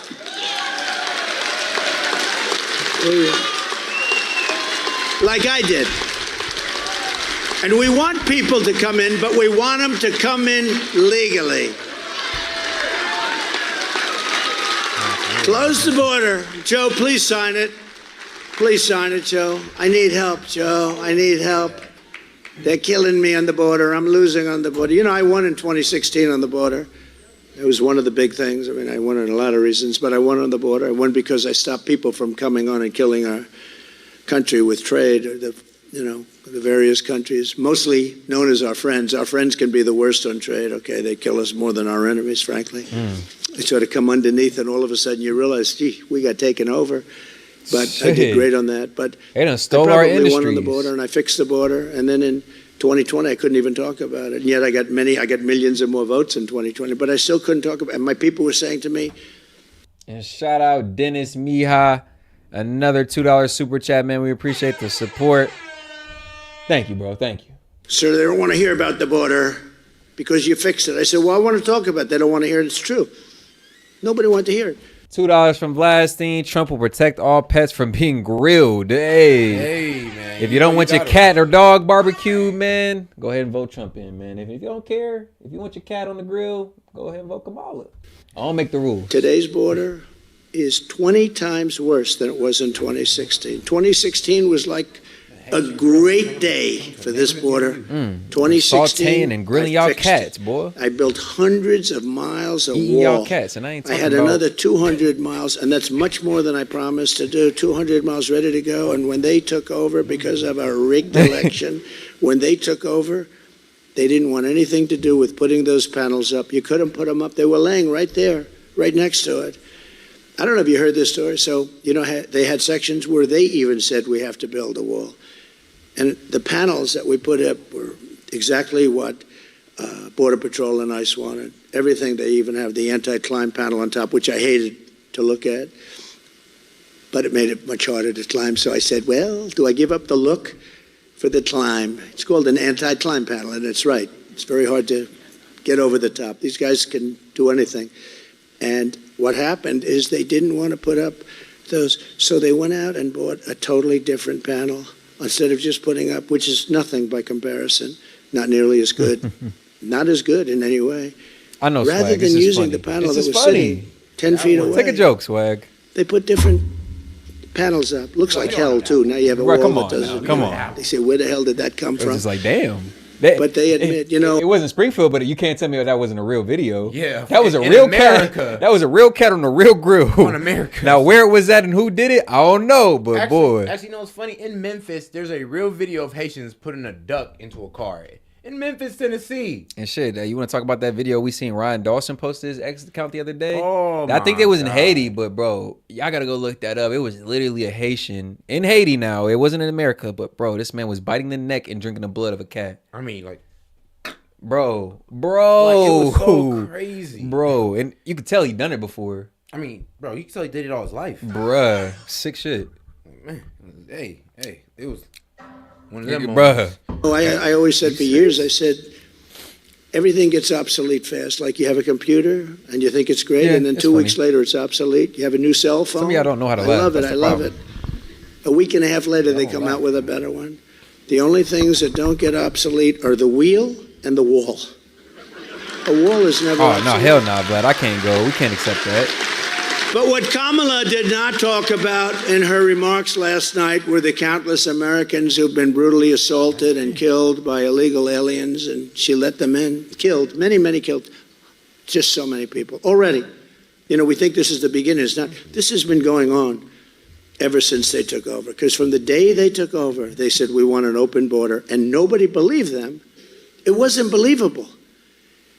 And here today is Patty Morin, whose heartbreaking story is a tragic warning of what will come to every city in America with 4 more years of Kamala Harris. I can't even believe she's being considered. Look, she was considered 8 weeks ago the worst vice president in history, a very dumb person. The fake news was calling her dumb, stupid, didn't have a chance. She was at the bottom of a lowest approval rating almost in the entire history of our country as VP. But let's be real. When they were talking about who was going to replace Biden, Kamala Harris' name. But they were skipping over her name. Even delegates, even Democratic delegates were like, "Yeah, I don't know, Kamala." Nah, they was talking about Michelle. Bro, they're talking about Michelle. Bro, they were talking about Gavin Newsom. Hillary. You talking about retired candidates, retired politicians to come in and replace Kamala when she's supposed to be next man up or next woman up? Yeah. Nobody believed in Kamala. Bro, nobody did. And when they put her in on there, it made sense because she's the vice president. But we was all like, but you was where's she been at these last 4 years? Yeah, I was like, bro, I thought she was just like a tag along. I thought she was just blackfacing it. A mascot. Like, oh, okay, yeah, you're just here as a token black person. Then to find out that she ain't really black is the wilder part. And shout out Les Phillips, $2 super chat. The ducks are now an endangered species. Man, I mean, bro, between hunting season and Haitians, bro, how would they survive? Shit, between hunting season and snacking season. Man. List of 12 candidates. They voted. She came in last. She fought Joe Biden, Crooked Joe. I call him 2 names. I call him Crooked Joe, Sleepy Joe. I'm not sure. I've never figured out which is better. He said they're both good. I agree. I actually tried them together, but it doesn't work together. You know? I sort of interchange. But think of it. This person, what they've done to our country and what's done to Patty, she lost the most beautiful person, her daughter. Hey, yo, and shout out, man. We got 2 super chats that came in.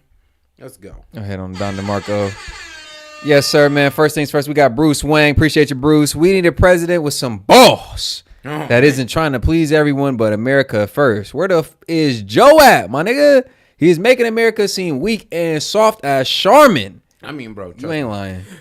You ain't lying. No, hold on. Did anybody see where Joe made that speech and he looked around like, who's next? Who's next? The nigga was right behind him, said. Bro, and who was it? It was the Prime Minister of India. I'm like, dog. Oh, man. He just disrespected the fuck out that man. I ain't gonna lie. And shout out E30 Lev, another $5 super chat. And it's your first on the live, bro. We appreciate that honor here at St. Key Media. Special shout out to you, bro. Glad y'all watching these speeches all the way through without edits. So many Americans form their opinions from watching these stupid edits, clips, reels, shorts, 30-second excerpts. Yeah, bro, we go through all the way through these rallies, these interviews on both sides. Yeah, on both sides. I need full context. Vance, Trump, Walz, Kamala. Shit. It ain't no way you just about to have me over here running and repeating talking points, parroting shit that y'all heard me get from a 30-second YouTube clip. It's like, come on now. Like, you should be smart enough to just look at a video, see 15 seconds, and be like, you know what? It probably not as bad as they're making it seem. Just try to find some full interviews or full speeches. You'll be surprised you've ever seen. What you hear. And I've gotten to know her, and none of this would have happened. Just like the war with Ukraine and Russia would have never happened if I was president. No chance, 0 chance. Putin would have never done it. Just like the attack on Israel would have never happened on October 7th. Just like that horror show, and if you look at Afghanistan, would have never happened. Inflation would have never happened. We would right now be energy dominant instead of looking for energy. You know that our reserves, we have a reserve, and it's really meant for war. It's meant for very important things. Strategic reserves, right? Just reported today they're at the lowest point they've been, maybe ever, but they know in 40 years, because Biden used that to suppress the numbers, because without that, the oil prices for your car, it wasn't supposed to be for your gasoline, in all due respect, and it's peanuts compared to the amount we're talking about. But now we have the lowest strategic oil reserves in the history of our country, we think, or many, many decades. And it's a shame, but Patty's precious daughter, Rachel, was a 37-year-old mom of 5 precious children, a beautiful woman, who lived in Maryland, 1,500 miles from the border. That's a long way from the border. Earlier this year, while Rachel was out on a run, she was brutally raped and murdered by this disgusting illegal alien who was led into the United States by Kamala and her lax law. Every one of my killer, we had the great, he would have never been able to get in. She stopped every single one of them. She was the border czar. Now she doesn't admit that. Whether you call her a czar or not, she was no czar because she really wasn't a czar. She didn't give a damn about the border. She never spoke to Border Patrol. You ever see the agents, all the top people? They never spoke to Biden or her, and yet it's like the most important thing. But Patty has suffered greatly. I've gotten to know Patty. She's a great woman, and she's lost an amazing person in her family. Her family is suffering tremendously. But I'd like to ask Patty to come up and just say a few words. Yeah, and then, when Democrats joke about it, it is a bit disingenuous, and I can see where it gets somebody fired up. But then again, I always just say it is tough to, well, I'm going to say this. It was tough for Trump not to react to the whole crowd side reference when, like I said, somebody's died at this crowd. He damn near lost his life at one. Bro, he knows people who really rock with him. People go from rally to rally with him. Yeah, honestly, that is true. So it's like when you mock him, he kind of has this like home team spirit about it. It's kind of weird. It's like, oh, well, you mocked my people in there. I'm upset now. Like, it was personal. He took it personal. He did take it personal, but it's just like, damn. I still say I don't like how he let it derail him and distract him, but I do understand because it's like, damn, bitch, I took a shot to the ear. You're like, bro, somebody died. That I gave money to. You're over here talking about my crowd size. And you can barely fill the seats at yours. Bro. And then, worst part about it is some people said the man deserved it. Yeah, wild as hell. You got influencers who still have a platform to broadcast on that said, you know what, if you showed up to that Trump rally, you deserve what came to you. Like, get the hell out of here, bro. Ain't nobody ever said that about a Kamala supporter that's been injured or anything like that. Bro, it's like they're trying to dehumanize Trump supporters, and it's wild. Like, anything to demonize us or anything to dehumanize us, all that good stuff. Words about Rachel. Please, Patty. Thank you very much. Thank you, Patty. Let me take care of this. Thank you. I'm not a politician, so I'm not here to give you a spiel. I do want to say vote for Trump, though, because I really believe that he's going to close our borders. Rachel was a very fun-loving, down-to-earth, compassionate woman. She worked really hard. She took good care of herself, took good care of her children, and she loved people. She had a stuttering problem.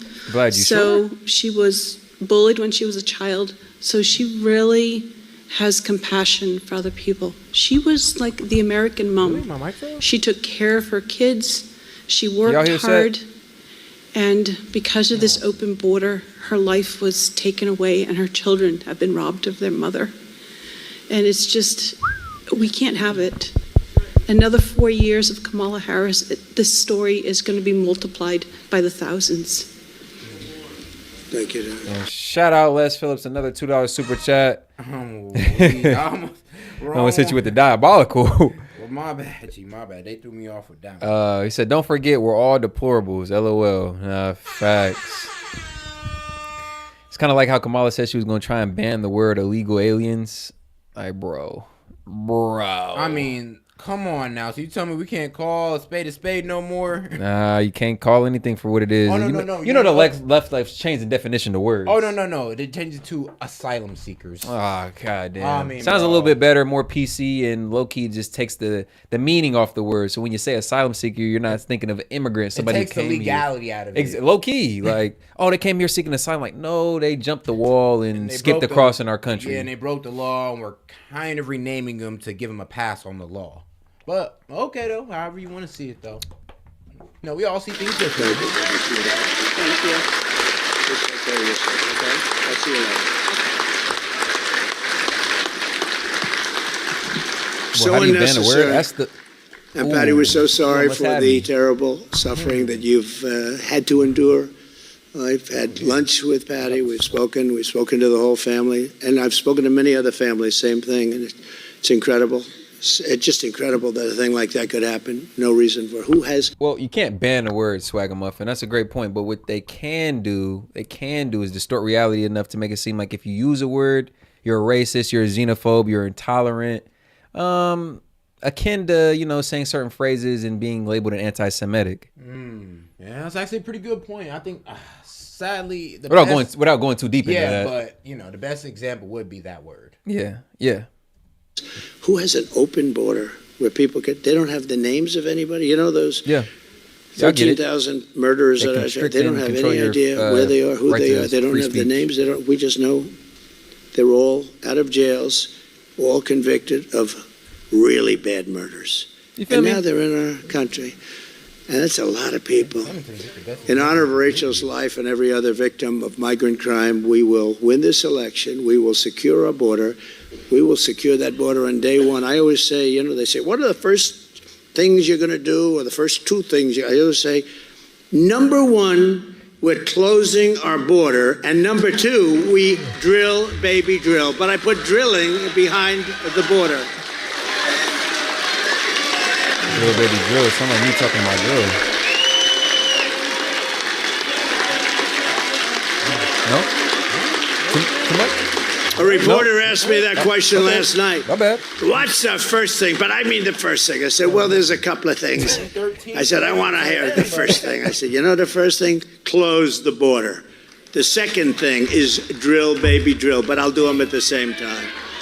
We're going to bring down your cost to the level that you wouldn't believe, because that's what you have to do. We're going to have Nickelodeon and Nick at Night. Your electric costs are here are the highest in the nation. I think you probably know that. We will bring down your energy costs within the first 12 months of my administration by 50%, and it'll be easy. We have more liquid gold under our feet. We're going to bring down your electric and your air conditioning and your gasoline. We're going to bring down your energy costs by 50%. Oh, this shit getting expensive, set. Within 12 months of... Bro, bringing down energy costs will bring down a lot, especially logistical costs. When it comes to logistics, these companies spend a lot. So to bring down gas prices is going to also bring down prices like damn near all around the industries. Almost in every industry. Yeah, ultimately. And we do use crude oil for more than just gas. Right, products, raw material. Like, come on, y'all. And shout out last thing, man. My man said, drill, baby, drill. And no, I'm not going to repeat keys. January 20th. So y'all know hold the me vibes. to it. I hope I make it. All right, I hope I make it. You can hold me to it. And that, in turn, is going to bring down everything else. You're going to bring down the cost of food. You're going to bring, because your food costs have gone. The biggest complaint I actually get is groceries. When you talk to the people, they say, I say, what's the biggest problem? Groceries. And it's true. You look at the cost of bacon, the cost of cereal, these things went up at numbers that nobody's ever seen before, because we have an incompetent administration. And I believe she's more incompetent than Joe. I really do. I believe that she's more incompetent than Joe. A president's first duty and sole allegiance is to his own citizens, the citizens of his country, and Kamala's allegiance is to illegal aliens and foreign migrants. That's what it is. And maybe that's a Marxist thing. I don't know. And where is her father? I'd love to speak to him. Because nobody's heard from him. Right. But I would like to speak to him. Me too. My heart is loyal only to the American people. I just feel for the American people. Oh, yeah. And unless I'm elected, it's only going to get worse. Hey, look, you have two people. So you had, let's say, 350 million people. You have no idea how many people you have in this country. Normally you say we have no idea how many people. They've lost control. But let's say you have 350 million people. I love that one. That's actually one of my favorites. Then you had some people running as Republicans. And shout out Scotty83, man. Ain't had too much to say. Just wanted to show some support. $2 super chat. Appreciate it. But all right, then, shoot. Let me see if I can go ahead and pull this one up then for you. Because, let's see here. because we do have a nice little video to explain Marxism and how it all works. Stab to death. Don't worry, we still got y'all suggested videos pulled up in our queue. We're going to play them right after we done here. Oh, God. Marxism. Some of us are well schooled on what has become known as cultural Marxism, and many of our fellow American citizens are not, and I can't blame them. Marxist theory is a giant mess of complicated mental illness, but I'm sure you need more information than that. So what if I simply told you that following World War II, a group of Marxist political theorists who seemed harmless after having fled persecution in Nazi Europe after betting on the wrong totalitarian horse, communism, brought their complete disgust for Western culture to Columbia University in New York City and gradually spread their cancer into the government, media, and academic institutions of the United States. Notably flaring up in the 1960s, as Dr. Theodore Dalrymple put it, these new theories appealed to utopian adolescents who, number one, wanted to deny that they were the most fortunate generation that had ever lived, and number two, dreamed of a life completely without restraints on their pleasure. Giving the baby boomers what they wanted and not what they needed, Frankfurt School adherent, former member of the Brain Trust of the OSS American War Machine, and godfather of the New Left, Herbert Marcuse, along with his contemporaries, engineered a slow-moving Marxist revolution from within American society, utilizing a mass psychoanalytic Hegelian dialectic psyop that is blossoming today amongst the lethargic minds of the millennial generation. My friend said the Frankfurt School considered psychology one of the main branches of knowledge that had to be integrated with Marxian theory. By no means replacing Marxian theory, but taking it into Marxism. A synthesizing technique known as repressive tolerance. Thankfully, in the interest of time, Marcuse simplified the definition of repressive tolerance, saying repressive tolerance is intolerance against movements from the right. And I want y'all, some of y'all come out supporters, to read this over and over again and ask yourself, why are you this? Why are you this right here? Come on now. Come on. Best and worst dinner foods for your gut. Sweet they gonna get their money. Try to find the purple sweet potato. Nah, facts. We might have to bite the bullet on that one. Fuck it, I'll bite the bullet. Because toleration of movements from the left. Repressive tolerance is achieved by arming the thoughts of emotional, rationally vacant liberals with the potent weapon of critical theory, a hive mentality that produces a catharsis for the self-loathing types of our society when confronting the social, historical, and ideological forces gluing the structures of a society together. As a nation, we have reached a state of cultural subversion where full-blown treason has become the norm. People love you and you win. And when your son looks at you and says, Mama, look, like, you letting all these people over the border. Treason. Man. Lowering what you consider a violent crime in your own state. Treason. So on bullies all don't for the win. left And I said, baby, no they for the don't. conservative Because side. we're going to go in there, we're going to impeach the mother.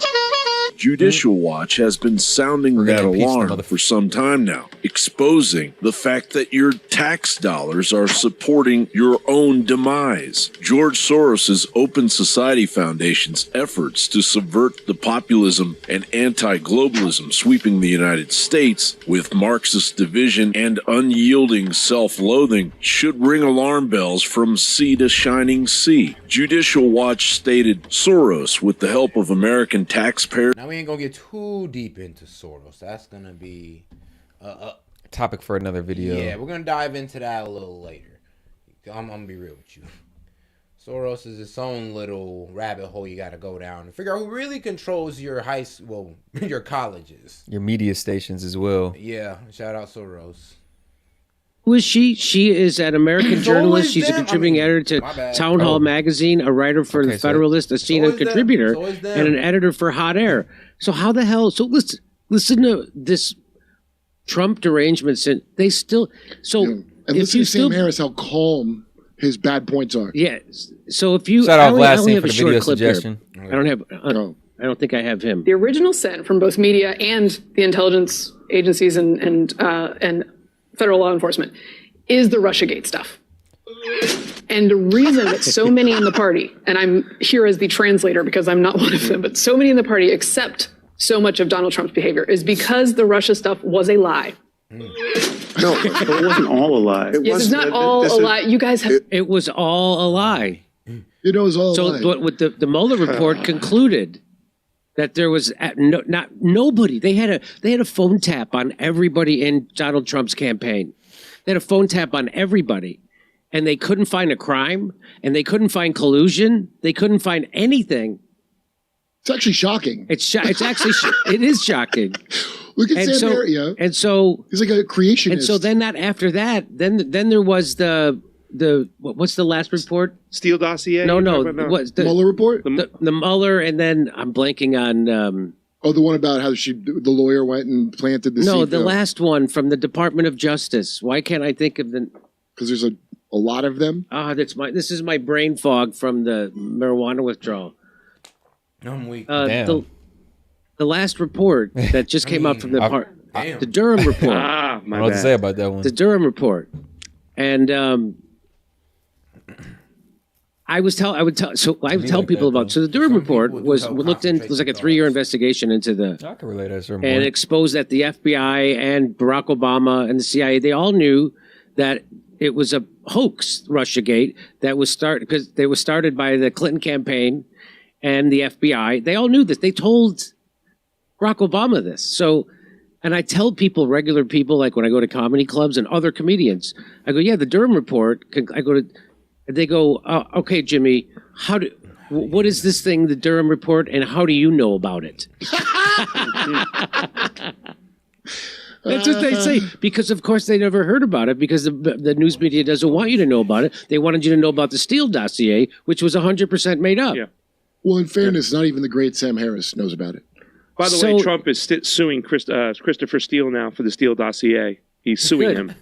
So this woman comes on and she's telling the truth to someone like Sam Harris. And I'm glad it's been a long day, if he talks softer, it makes it seem like he's right, and he's smarter than you because he can talk even softer. Do you have it? Just like my favorite show, the two Michaels. If do you talk softer. Do you have his where he goes? Well, it wasn't illegal, but social norms. Well, I don't know. Let's watch. I don't know what the original sin from both media and the intelligence agencies and federal law enforcement is the Russiagate stuff. And the reason that so many in the party, and I'm here as the translator because I'm not one of them, but so many in the party accept so much of Donald Trump's behavior is because the Russia stuff was a lie. No, it wasn't. Well, it wasn't all a lie. It's not all a lie. You guys have been. I like how they go, was it? Yeah, most of it was a lie. It was a lie. Not it was wrong, but yeah, most of it was a lie. Yes. What? You're not embarrassed that most of Russiagate, even by your own standard, most of Russiagate was a lie? Even you're not embarrassed? Like, some of it might have been true. What? So here we go. You know what's crazy? So, it's like they try to hit him with the Nixon, then they try to hit him with the Kennedy. Is like, bro, they gotta make something new for this one. Like, it's kind of funny all the stuff they try to hit him with. Because, get him impeached off of some, fake scandal. Isn't that what Nixon went through? Isn't there? Like, bro, there's literally stories now coming out that the whole... Watergate. The whole Watergate scandal thing Nixon had nothing to do with. Ain't that crazy? Are you going to do Steele dossier on me? No. That raid at Mar-a-Lago, just trying to plant some shit on him. Make it seem like he shouldn't have had those documents when he was the president, and those were declassified, and he had no...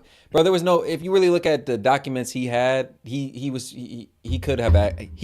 As former president, he had access to those with reason. Okay.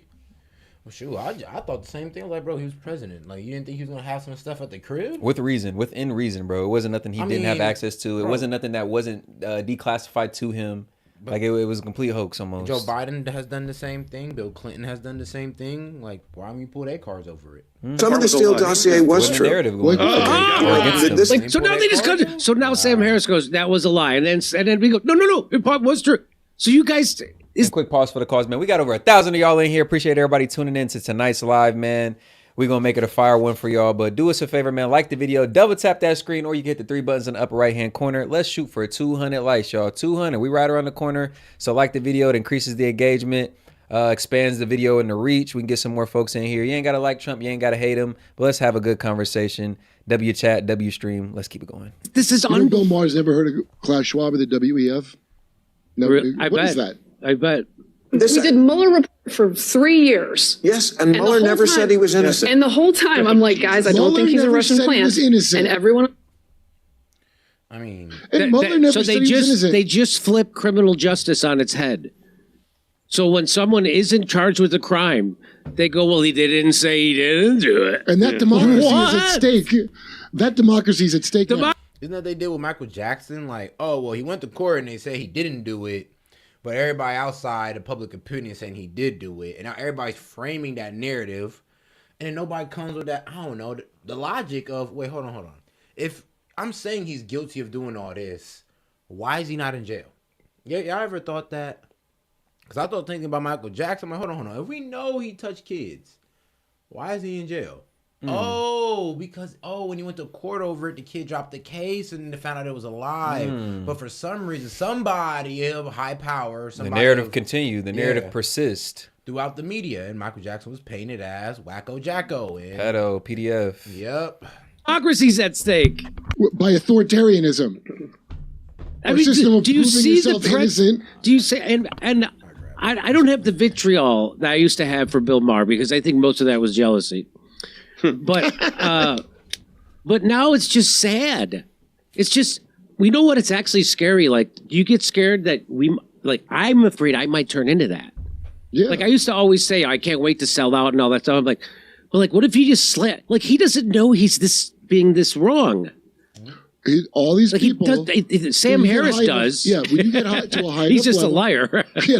No, I think he's a conscious liar, Sam Harris. Because yes, there's no way. He is. There's no way. But I think Bill Maher is actually duped. I just can't believe it. He literally is going to argue for He's going to look into it. Once you get to a certain level, why would you? You already know all the people. So there's that saying from Carl Sagan: once you've been bamboozled long enough, not Haitian, but you tend to just discard any evidence against the bamboozlement to the point where you don't even want to fucking know.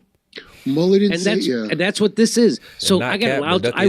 I don't want to stop anymore. Let's see how much we have. CNN said is looking at me like I'm crazy, and at the end we get to not much there, which was there the was case quite a bit throughout. there. There was a lot there. Yeah. There was collusion we never had before. It was unprecedented. What? What was they just? He said Sam's going to tell you. Sam's going to tell you. Okay, bro. It was crazy because people be asking, why don't you listen to more left media and all that? And I'll be like, bro, the reason I don't listen is because, bro, they're too dramatic. They really actually hate this guy. To the point where the courts say, nah, there was nothing there. Then Bill Maher gonna be like, oh yeah, no, there was something there. I'm like, bro, I bet you if you ask him, hey, yo, did you even read the court documents? No, but I know Trump and I know he's a liar and a cheater. So yeah, it gotta be there. I'm like, but they said it wasn't. President would do that. He just did it in public because he's insane. You do know. I think one of the. So if he did it and it was unprecedented and it was in public, why wasn't he charged with a crime by Mueller? Why? Yeah. Well, if it was so blatant and so he didn't even hide it, and you still couldn't charge him with a crime. Bill said, I think what he's referring to is Trump saying, "Russia, please hack Hillary's emails." Yes. Oh, that he's talking about that. I swear to God, you know that's how. Maybe they can find her emails. That thing. Russia wasn't. They would not have maybe done it unless Trump said that out loud. They wouldn't have done it. I swear to God, I think he's saying that. I think that's what he's referring to. Yeah. Advantages are being insane. Most of it, probably none of it was illegal, right? So I mean, this was always David Frum's line. Everything he's doing is in plain view, and it's not illegal. He's just violating every political norm we have. There are things. That's what I'm talking about. That's why I've been babbling that because he said it. The great Sam Harris. So David Frum. Who said the Iraq War was a success? Yes, David Frum, who gave us the axis of evil and lied about us into a war. David Frum. This is who they're quoting. Iraq War pigs. This is who they're from. David Frum, who, correct me if I'm wrong, wrote a book about how smart George W. Bush was. I mean, correct me if I'm wrong. Well, he's a great painter. This is amazing. This is still going on. So wait, Mueller. Do you really think, Jimmy, that they let a guy who was actively colluding with a foreign enemy? They let him be fucking president for 5 seconds. If a guy was but you know who's actually colluding with a foreign country to screw America? The whole Congress, both political parties, and the oligarchy that runs this country. That's who's actually. You know, it's pretty interesting. It maybe it's not an echo chamber, but it's kind of it's so funny. It's not an echo chamber. It's just that there's actually more Trump supporters than you guys realize. Like, actually think about that. No, it's not an echo chamber. There's more Trump supporters than you realize. Because understand, we've started the videos playing straight Kamala. Yeah, actually, Kamala was. Well, we started the video with that off first, and it was still more Trump supporters. So even when we play Kamala, there are Trump supporters more pulling up. And to that point, said our channel isn't specifically tailored towards MAGA, Trump in any way, shape, or form. We've been coloring politics for the past year before the political cycle campaign started. Yeah. So, you know, like I say, obviously we got two candidates. Y'all know who we side with, but this is by no means a MAGA full-on channel. Like, we're gonna have content to cover after, well after and beyond the election. So yeah, he makes a great point. Like, I ain't gonna lie, for the Kamala supporters, shout out to y'all. You know, you're welcome to your opinion, but y'all just kind of are ignoring the majority numbers, or the numbers of folks who support Trump outspokenly. And it's crazy that no matter who I play, Democrat or Republican, the Trump supporters pull up, and they show the most love and respect somehow. I don't get it. Like, it's kind of crazy. Maybe that's why I align with them more. Actually colluding with other countries to screw over America. It turned out it wasn't Donald Trump. It's every one of his accusers. Yep. This is unbelievable. This is still going on after the Durham report, after it just doesn't matter. But look, they're still the thing. Okay, so the narrative so far that they've just expressed is no, it wasn't all not true. It wasn't all a lie. There was some stuff they did. He just did it out loud like no one's ever done it. Mueller didn't say he was innocent. And no, none of it was illegal. But what? So what? Mueller didn't say he's innocent of violating norms? Right. Is that so? What in the hell? They just said nothing he did was illegal. It just violated norms. So apparently being a traitor and colluding with a foreign government against your own people, of course that's illegal. He didn't do it. That's why. Oh, Russia didn't hack Hillary's emails, by the way. And so it's kind of a moot point. And Russia because it wasn't Russia who did that. It wasn't Russia who did that. And now the CIA is keeping Seth Rich's computer locked up for 65 years. That doesn't. I don't know who did it. I bet it was Russia. You know we debunked that on our show, Kurt, before I ever met you. I had Bill Binney on the show, and he talked about how that could have. And we're the first show to do it, I think. So I'll take the credit. So, you know, in 20 years, usually you get to know all the lies. But usually for the average crimes, 20 years. These are all 65 and up years hidden crimes. So, So Bill Maher doesn't have a staff someone who does, some nerd who does research on the internet. Like, no, it turns out this is all a scam. Well, they don't care. I can do it. I'm guessing his staff is not as enchanted with Bill Maher at the moment. Yeah. There were things that were illegal, like using the FISA court to spy on American citizens in ways that they should not have done. That was legal, but that wasn't him. Yeah, the actual illegal things that were done weren't done by Trump. They were done by the FBI. That's who was doing the illegal things. They lied 17 times that I know about. They lied 17 times to the FISA court so they could get a phone tap on Donald Trump, and they still couldn't get a crime. They changed an email too, right? Remember, like, bro, so straight laced, they still couldn't get a crime. They gotta make up crimes. It's crazy, but eventually they get him. I can't remember the guy who got charged. They changed an email so they can obtain these. Here's political norms. Normally, we do all that, whatever we want, and you don't get to. And you don't get to. That's normal. Right. And the fact that the Hillary Clinton campaign was partially responsible for funding this dossier, which partially came from, wait for it, Russian disinformation. Yes, it was literally. And it started this cycle of media circle jerk, and then we had 4 years of that. It's not exactly everything they said it was, but it's not nothing. The standard of evidence used for the Russia thing for 3-4 years versus the standard of evidence used now in media for Biden and Hunter Biden's shenanigans and fairly obvious influence peddling is worlds apart. Worlds apart. And I would just like to And voters deserve fairness in how these two people are treated. They do not get it, and they sometimes don't get it from law enforcement. And here's the problem. A bunch of people, including in the justice system, looked at Trump and said, he's going to bust all the norms. And you know what we need to do? Bust all the norms to stop him. And that is very unhealthy. Wow. Why is the woman calling everybody out right now? Not bust norms. Break the law over and over again. That's right. Like, damn. See what type of channel that is. Yeah, on God. They was just, hey, bro, she's the only one spitting facts. It's like, look, y'all got this Trump derangement syndrome going on. Y'all still trying to push the Russia hoax and all that crazy stuff, but it's not that. What the fuck? Are you serious? Yo, yeah, they broke the law. We got to go way farther than busting the norms. I thought it was Armageddon for a second. Here he's gonna remember we had again my withdrawal fog. We had this gentleman on the show to talk about mass formation psychosis, and he's going to explain what you just saw from Bill Maher, Sam Harris, and their audience. So watch this. It's extremely hard to wake someone up who is in the process of mass formation. But Gustave Le Bon, I don't know if you're familiar with Gustave Le Bon, he wrote a very important book on mass formation in the 19th century, The Psychology of the Crowds, it was called.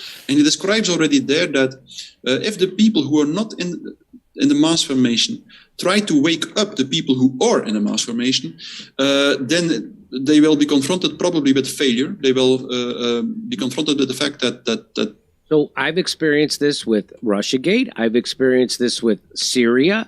I've experienced this with lockdowns, with COVID, with mandates, with vaccines. I've experienced try to wake the people up from this, and they call you crazy. But at least some of my comedian friends with Russiagate said to me, Jimmy, how did you know he wouldn't get indicted?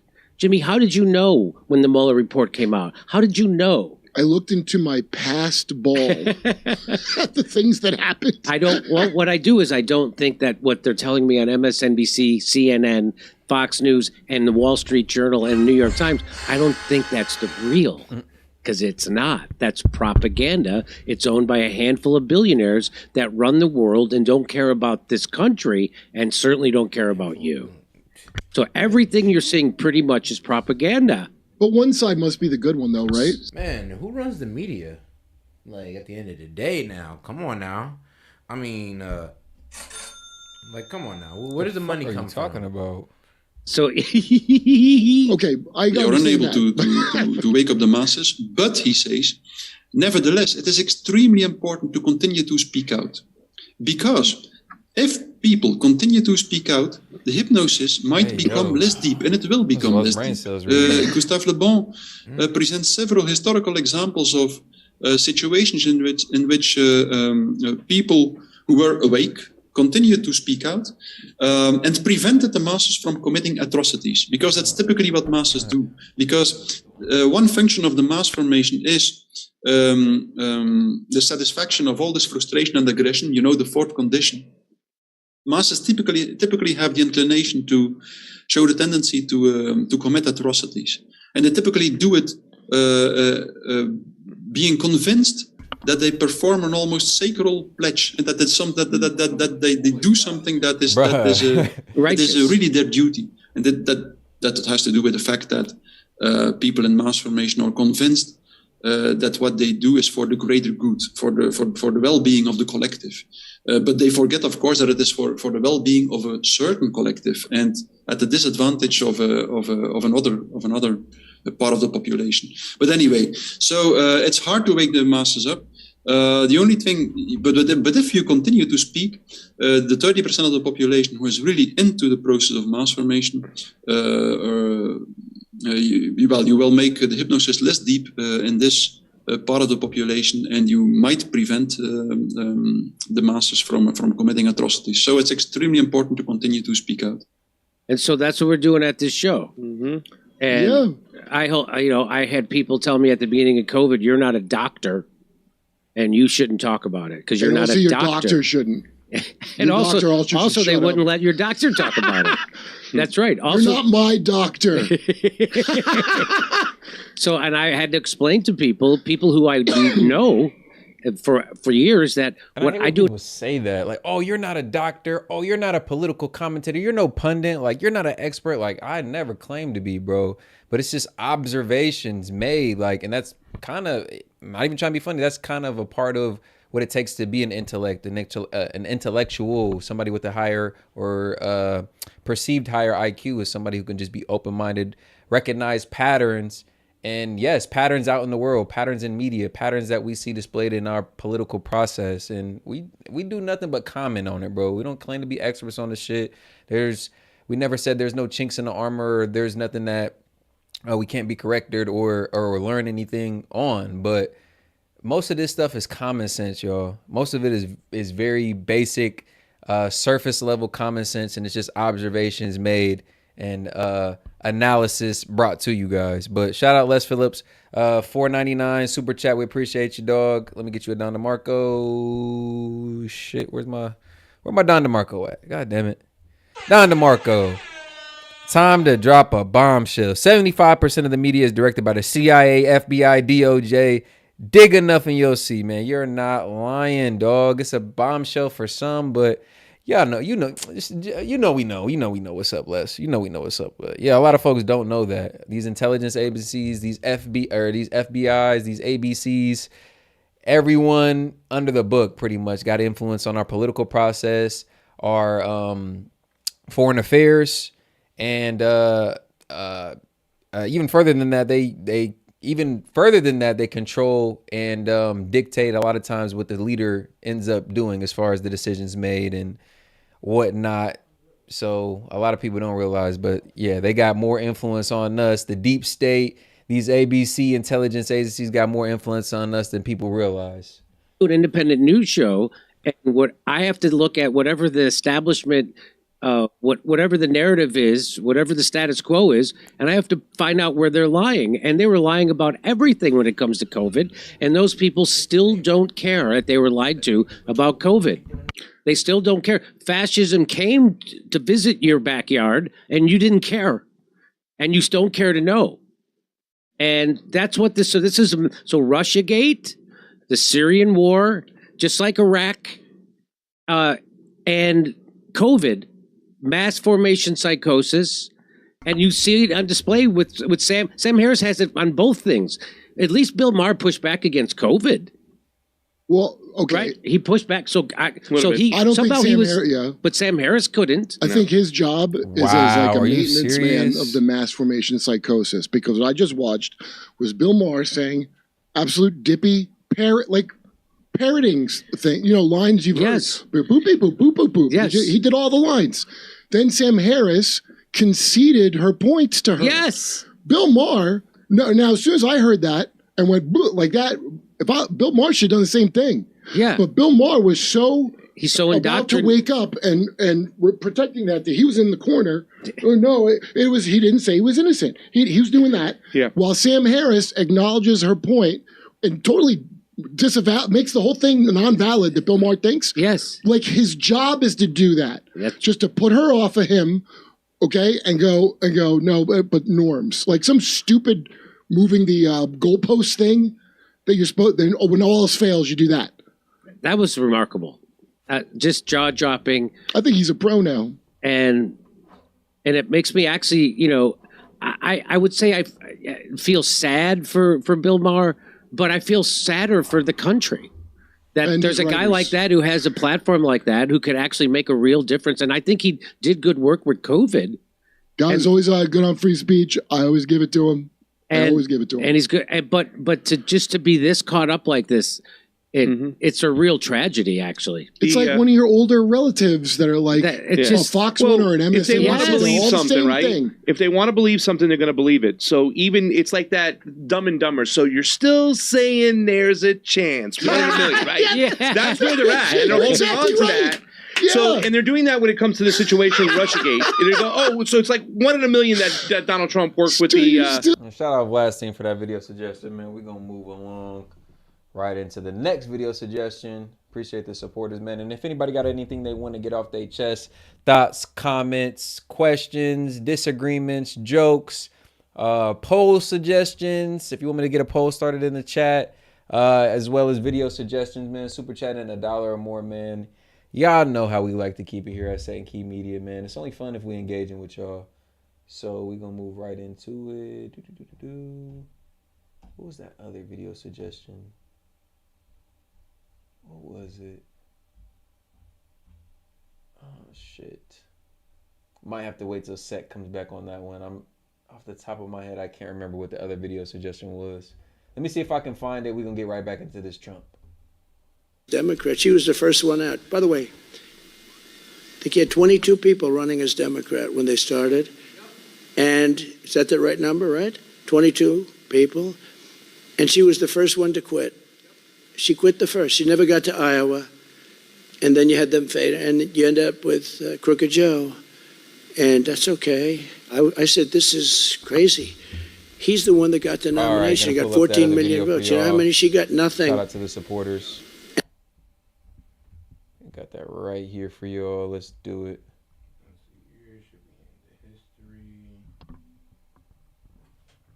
Yep. Boom.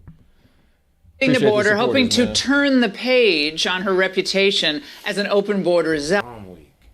Kamala's high crimes at the border. That's the focus of tonight's angle. So as I said, she's hitting the border, hoping to turn the page on her reputation as an open border zealot.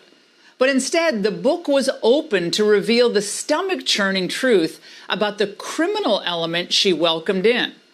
In response to a congressional request for information, ICE revealed that more than 13,000 illegal aliens convicted of murder are now in the United States. Oh, and they're not in custody. More than 1,800 have been accused of murder as well. Nearly 16,000 have been convicted of sexual assault. What? But the Harris campaign is out with a new ad celebrating her border cred. Which brings up a good argument, and I got stats and research and analysis to back it, man. Nobody wanted to pull up to our call-in debate show earlier, man. It is so crazy, man. I wanted to have fun with some of you trolls, man, and that's exactly what some of y'all are, because y'all will get in this chat, pop y'all shit all day. Oh, do a call-in. I want to debate y'all. Y'all are misinformed. Y'all are uneducated. Y'all are ignorant. All right, we'll do a call-in show. Who pulled up to the call-in show? Who pulled up to the call-in show? And I'm talking shit right now because it was really member focused. It was really supporter driven, and we really just wanted to talk and conversate with some of y'all. But yeah, haters is definitely welcome, and it'll be something we incorporate in the future. But I do find it hilarious how the same folks who were begging us to do a call-in show to disprove us, to refute our points, never even bothered to pull up. Crazy as hell. But yeah. The idea or the narrative is that immigrants purport less crime than American citizens, and it can be disproven in so many ways. And it's honestly just a left-leaning narrative that y'all parrot, regurgitate, whatever phrase or the term you want to use. But there's so many ways to disprove this. Where should I start, man? Where should I start? And I ain't even going to go through my whole notes because it really ain't even the main topic or focal point of the show. But counter research shows arrest and conviction data are not adequate proxies for how often crime is actually committed. Right? So it's actually the point I made when the argument was originally brought up on stream. Like, how much of these crimes are just going underreported? How much of these situations are just being normalized and people don't even feel like calling the police on these people or these situations as they happen?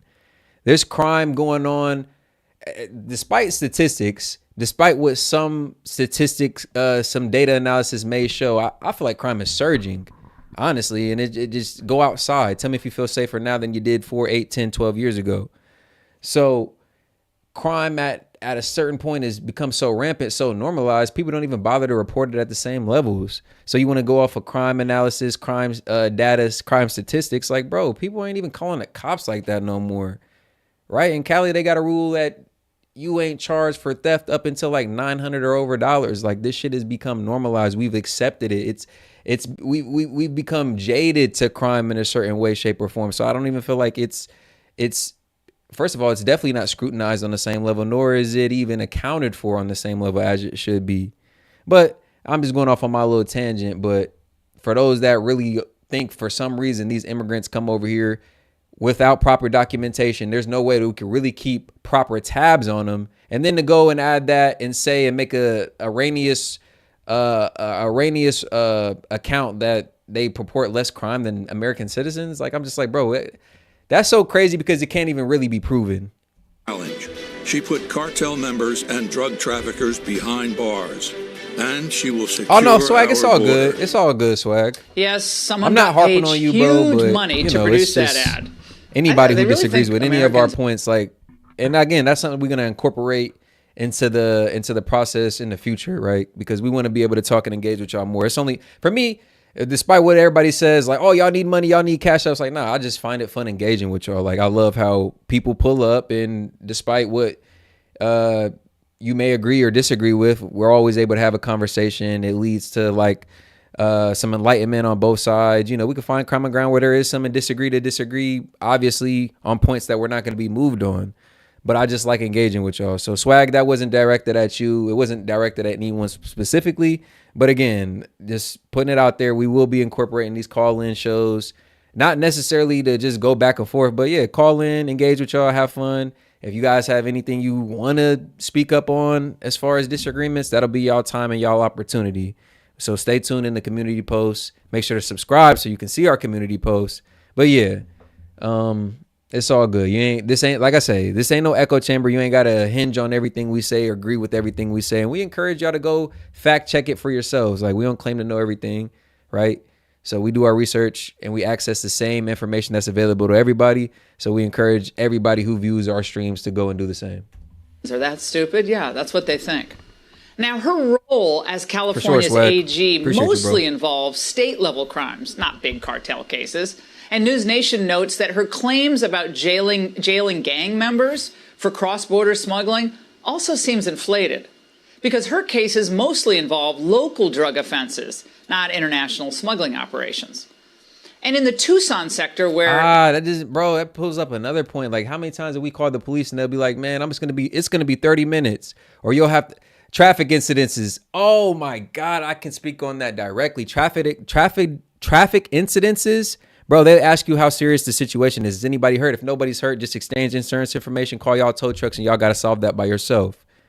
Like, bro, it could have been a hit and run. Like, bro, this motherfucker could be drunk off their ass. Like, it's so many things that they just go unaccounted for. So that statistic or that idea, that narrative that, oh, they're purporting less of the crime than American citizens. I'm like, says who? Says the fuck who? Like, we could skew the data in any way y'all want to match y'all narrative, but that just... Somebody grilled me for saying it, but that honestly, I don't give a fuck. That just doesn't pass the eye test. If you're going outside, if you're actually outside like I am, and you actually see, live, and talk to people and live amongst people, you see that, like, hold on, like, they say crime is lower. They say these people ain't doing nothing. They say these people ain't purporting or committing any of these crimes. Like, that ain't what I've been seeing. She's speaking today. Under Harris and Biden, Customs Border Protection logged 1.2 million, as they call them, encounters since they took office. Now, during Trump's 4 years in office, almost 1 million fewer came in, or 246,000. Bill Maluzhin will give us key details and the total numbers coming up. They're truly shocking. Now, this has already devastated cities and towns across America, and there's no other conclusion to draw except that Biden and Harris and Mayorkas conspired to intentionally subvert America's sovereignty and the rule of law. Look, they believe borders are immoral. Oh, unless they're Ukraine's. They want an unending torrent of... She cooked on that one. She believed... I think I got to play that back for y'all. Except that Biden and Harris and Mayorkas conspired to intentionally subvert America's sovereignty and the rule of law. Look, they believe borders are immoral. Oh, unless they're Ukraine's. Y'all want to be on Putin's ass for doing what he did, violating Ukraine's borders, right? Not respecting Ukraine's borders, but y'all don't got the same energy for these migrants. And hey, ain't nothing against migrants personally. I got some homies, got some friends, know some good people who are migrants. But bro, legal migration is legal migration and illegal migration is illegal migration. Let's keep the facts the facts. They want an unending torrent of cheap labor flooding into the United States. They want to change the term to asylum seeker. They want to change the electorate. Yeah, Elon Musk is right. Now, if this isn't impeachable conduct, I don't know what is. And I said this years ago, by the way. How is this not a high crime? High crimes and misdemeanors? Americans are dying because of these policies. And remember back in 2019, Democrats impeached Donald Trump based on what he said on a phone call with Zelensky. I got my people in the chat. Now, I got my Democrats peoples in the chat, man. Countless man hours, y'all know what's going on. Untold amounts of taxpayer money on a sham proceeding meant to hobble his presidency and affect the campaign. And the catalyst, let's not forget, were Ukrainian apologists working in the White House. Yet Joe and Kamala fling open our borders to millions of foreigners. They fast-track them into our communities. They destroy local cultures. They strain already strained budgets. Carmela. And all along, we find out they've tried to hide the truth about the criminals that they allowed to walk right in and brutalize us. Again, I ask, how is that not a high crime in and of itself? The families of the victims who Biden and Harris have left behind probably have another word for this. I would imagine the word treason is on their minds. Now look at these faces. They've been arrested for everything from rape, murder, carjacking, robbery, domestic assault, DWI. None of them should have been here. And Harris's empty border rhetoric tonight does nothing to change the suffering endured by these families. The horrors that my daughter suffered. And it's because of these open borders. They are nothing but monsters who are predators, and those are the kind of individuals that we so openly let in this country. I believe the Biden-Harris administration open border policies are responsible for the death of my daughter. Joe Biden, Kamala Harris. And shout out everybody who's in here with us right now, man. We just hit 200 likes, so appreciate everybody, man. But let's shoot for 3, man. We got over 1,000 of y'all still in here rocking with us. It's been a fire stream, man. I've been having fun over here on my end. Hopefully y'all having fun on y'all's. But do me a favor if you're in here right now. I don't care if you're walking, running, driving a car. Do it at a safe point, right? But double tap that screen. You can also hit the 3 buttons in the upper right-hand corner, man. Show some support to the stream. Appreciate y'all. Let's increase the engagement, increase the reach. Pushes us in the algo. We can get more folks in here, man. You ain't got to agree with everything I'm saying. You can love Trump. You can hate him. You can love Kamala. It ain't no echo chamber. We want folks from both sides in on here, man. Let's keep it engaging. Let's keep it fun, as well as let's keep it interactive. So if you guys have any thoughts, questions, disagreements, jokes, video requests, polls you want me to start in the chat, super chatting $1 or more, man. Y'all know how we do here at St. Key Media. We got y'all. And every Democrat who supports these open border policies are complicit in the deaths of 300,000 innocent Americans, including my son, Weston. Now, it took ICE, by the way, about 6 months to get back to Congressman Gonzalez when he requested this information. But Harris has been so intent on keeping this out of the news that she won't even speak to her own administration's border chief. And she didn't speak to the last Border Patrol chief either. I've never had one conversation with the president or the vice president, for that matter. And so I was the chief of the Border Patrol. I commanded 21,000 people. That's a problem. But pretending there's not a crisis of your own making is not a strategy, Madam Vice President. It's a tacit admission of failure.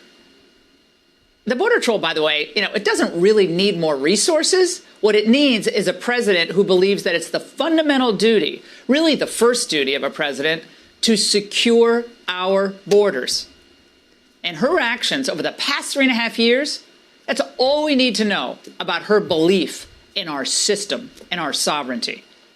If stopping fentanyl at the border was a priority, other nations would have been put on notice by Kamala Harris. Mexico would have been warned of dire trade consequences as they were under Trump. If it didn't, like stopping human trafficking, is that a priority for her? If they really cared about children that they now use as pawns, they would have kept Remain in Mexico in place. But instead, big ass bag of drugs. Joe and Kamala dismantled every effective Trump border policy that was in place and that kept America safe. And by the way, I got to say this again. The idiotic so-called bipartisan border bill that Jim Langford and company tried to ram through, that died in the Senate, and Harris loves to cite this. It was such a farce that its only sponsors released it on, 48 hours notice. It was 370 pages long, by the way. Right before the vote, they finally released the text. And all you need to know about that legislation, again, that Kamala Harris will cite, is it gave CBP a paltry $7 billion in additional funding. Ukraine got $60 billion in the so-called border bill. So Americans are tired of butt-covering politicians in both parties. We know that. They want solutions. And in stark contrast to Harris's last-minute border choreography that we're going to watch tonight, Donald Trump is appealing to the pragmatic core of American voters. I will send Congress a bill to ban sanctuary cities in the first day that I become president. I will end catch and release, and I will remain in Mexico. We will seal the border. We will stop the invasion, and we will begin the largest deportation of criminals. And he will. Immigration should be to our national benefit.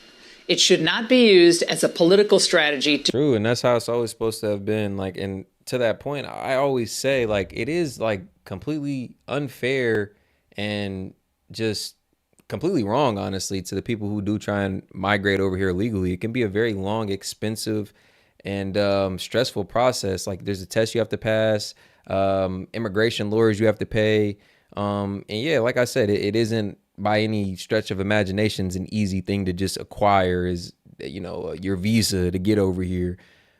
So for those who just come over here and say they're seeking asylum, I guess some of these people are fleeing from dangerous situations in their country, and that won't be ignored. But you don't think that for everybody that's coming over here truly seeking asylum, there's 5 more immigrants that are coming over here knowing that all you have to say is you're seeking asylum and be let into America, first class ticket into one of these sanctuary cities, and then now you're in a high rise in Chicago with $2,000 on an EBT card and access to a job that somebody else in the city probably needs? Like, come on now. To juice the voter rolls or as a source of cheap labor to drive down American wages. So we can't expect Americans to keep opening up their wallets to protect the world when leaders refuse. Completely unfair to those who are trying to come over here illegally. Completely unfair. And as somebody whose family migrated over here legally, I can speak firsthand on the trials that, my elders had to go through to come over here. And they came over here with good intentions. They came over here the legal way, trying to go to school, trying to get a job, trying to add to society and correctly assimilate. But bro, it's just completely, it adds such authenticity to the process of migration when we allow people to come over here just willy-nilly. The influx of people, yes, it's supposed to be a very documented, litigious process where they run backgrounds on these people, and there's points of contact for immigrants and all this good stuff. But bro, the influx of people has led to the denigration of that process. Like, we covered a border patrol agent saying like these people are literally pencil pushing these people in, right? TPS, okay, you're supposed to report in 18 months, bro. If you came over here through TPS, you kind of fibbed about being an asylum seeker. You think you showing up to that hearing in 18 months? They didn't let you in the door. You didn't got a job, a car, and a crib. You think you really finna, you know what I'm saying? Bro, it's easier to just go on a run and risk it, wing it at that point than to show back up at that TPS hearing or to turn yourself in and go back to your country. So what I'm saying is like I said, it's just unfair to those who are really trying to come over here legally the right way. And we got people who know they can abuse and finesse the system and just be like, yeah, I ain't gonna lie, it's bad where my country's at and I need to come over here. Meanwhile, they just heard it was easy. They just heard we green at the border. They just heard it's a green light if you say that. Crazy too. Used to protect us at home. And that's the angle. Hey, Sean Hannity here. Hey, click here to subscribe to Fox News YouTube page. And appreciate that video suggestion. And we're gonna get right back into the show. Let's go.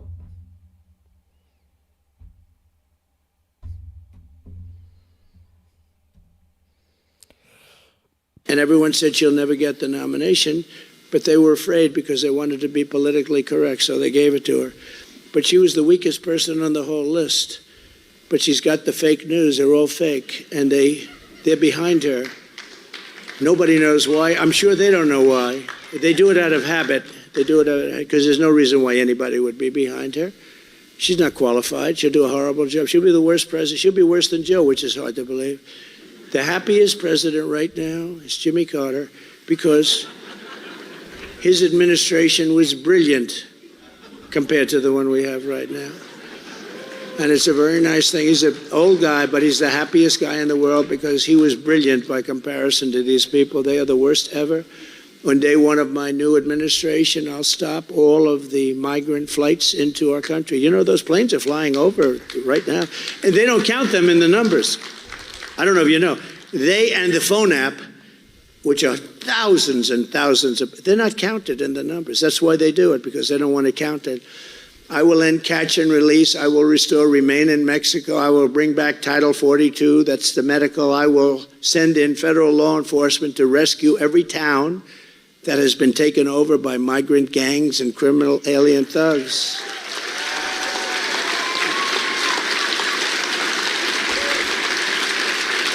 And by that time, many of your towns in this great state will be in that position. It's happening fast. It's happening fast. And again, the politicians don't like talking because they think it's bad publicity. Worse publicity is to let it happen.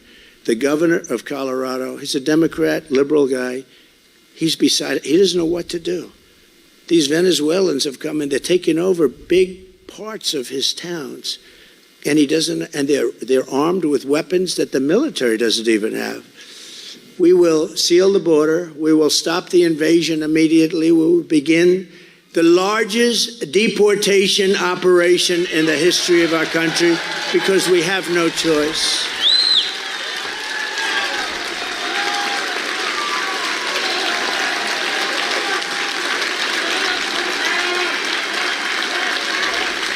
No matter what obstacles and dangers are thrown in our path, I will keep on fighting for you and for this country that we all love.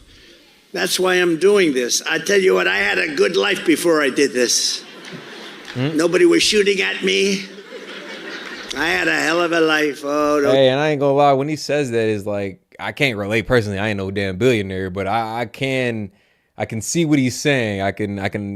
I imagine the life of a billionaire is probably stress-free for the most part, except when you in those business meetings, bro. I can't be that hard. You know how much Trump likes to golf, bro. You don't get to that point where you can golf leisurely throughout the week. I'm talking about show up at the golf course at 12 p.m. on a Tuesday afternoon. You don't get to that point if your life ain't easy, my man. Being a billionaire, yeah, he was big chilling. He seen a need, he seen a void, and, you know, shout out to him. For those that may not even like him, like, we've had weak leadership, like, so I appreciate him feeling like he was that necessary force in our political process in America and stepping up to the plate.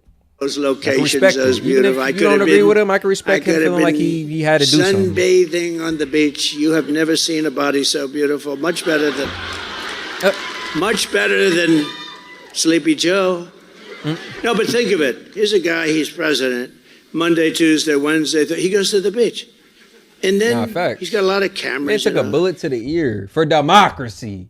I ain't gonna lie, and the mugshot was hard too. I ain't gonna lie, Trump has had some of the hardest photo ops. My man need to just drop an album at this point.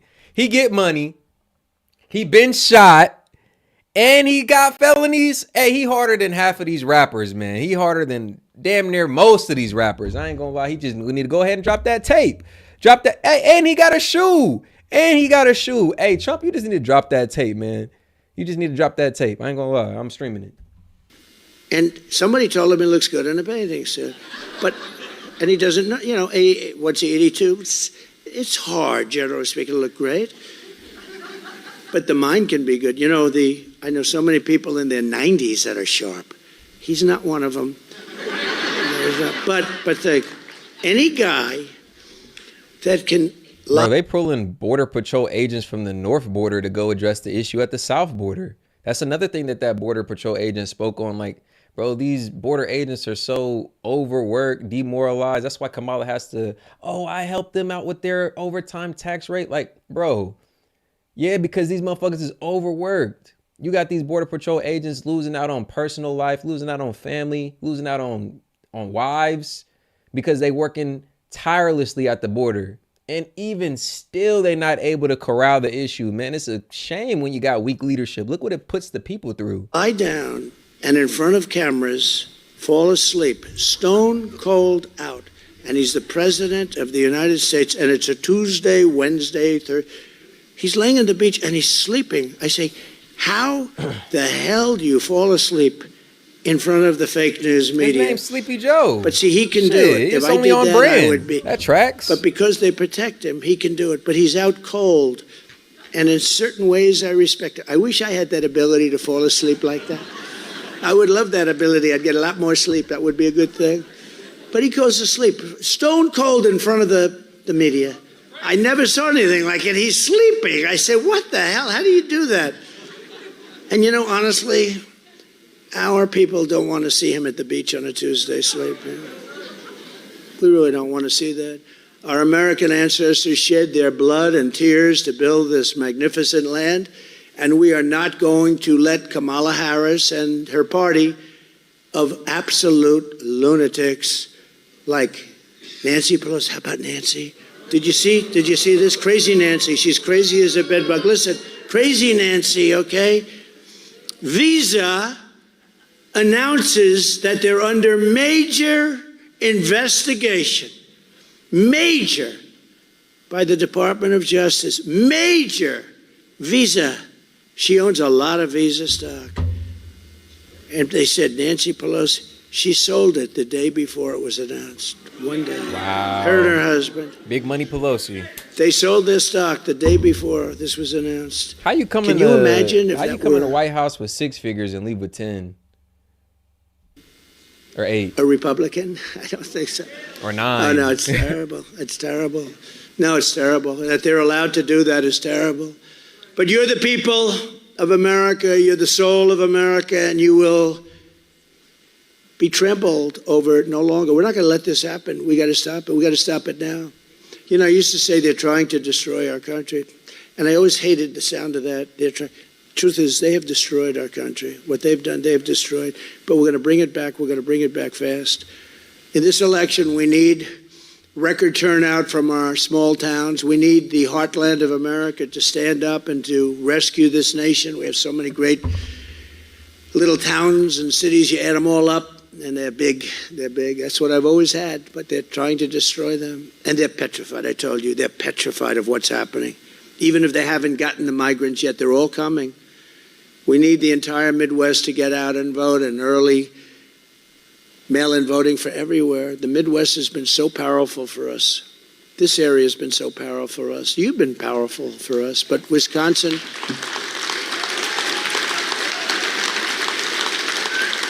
I mean, honestly, any place where there's honest voting has been powerful for us. When you look at California, which, by the way, she destroyed San Francisco. She was the DA. Then she became the Attorney General of California. She destroyed California, along with Gavin Newsom. You know that, Gavin?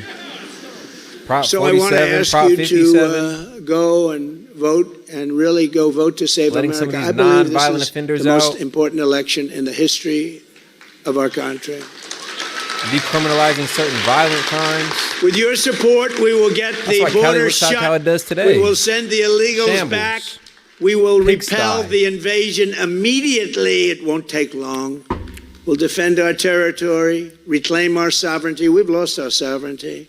And restore the allegiance of our government to the people of this country. Together we will make America powerful again. Make America wealthy again. Make America healthy again. Make America strong again. All right, now he's doing his little outro. We've seen enough Trump rallies to know he's gonna... yeah, that's his little closer right there. I like it, but... On to JD Vance, man. I like Vance. And for those of y'all who don't know or who are new to the channel, I was kind of critical of Vance when he first came out. I didn't really understand the pairing, you know, having the history he's had with Trump. They kind of had a little bit of a jostling, word spar back in the day. He didn't really like Trump. He came out and said some things about him. But that paired with the fact that I didn't think he was the most charismatic running mate. When Walz first was announced and when Vance first was announced, I thought Walz kind of had the edge on him. But recently though, hey, Vance has rallied, yo. I think he's kind of found his footing, you know, in this campaign. He's found his voice as well, and it shows. and I'm rocking with him. Like, I never hated him. He was from Ohio, but he's stepping up to the plate, and I like to see it. Let's get into it. Thank you.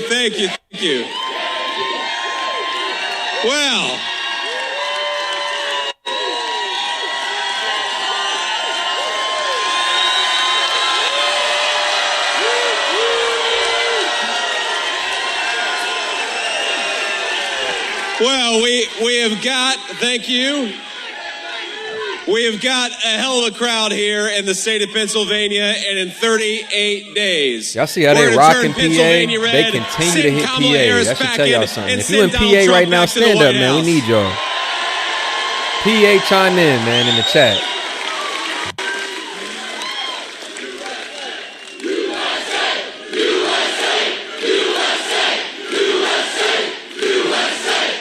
Now, let me say a few notes of appreciation. First of all, to my lovely wife, Usha. Thank you so much, honey, for letting me do this.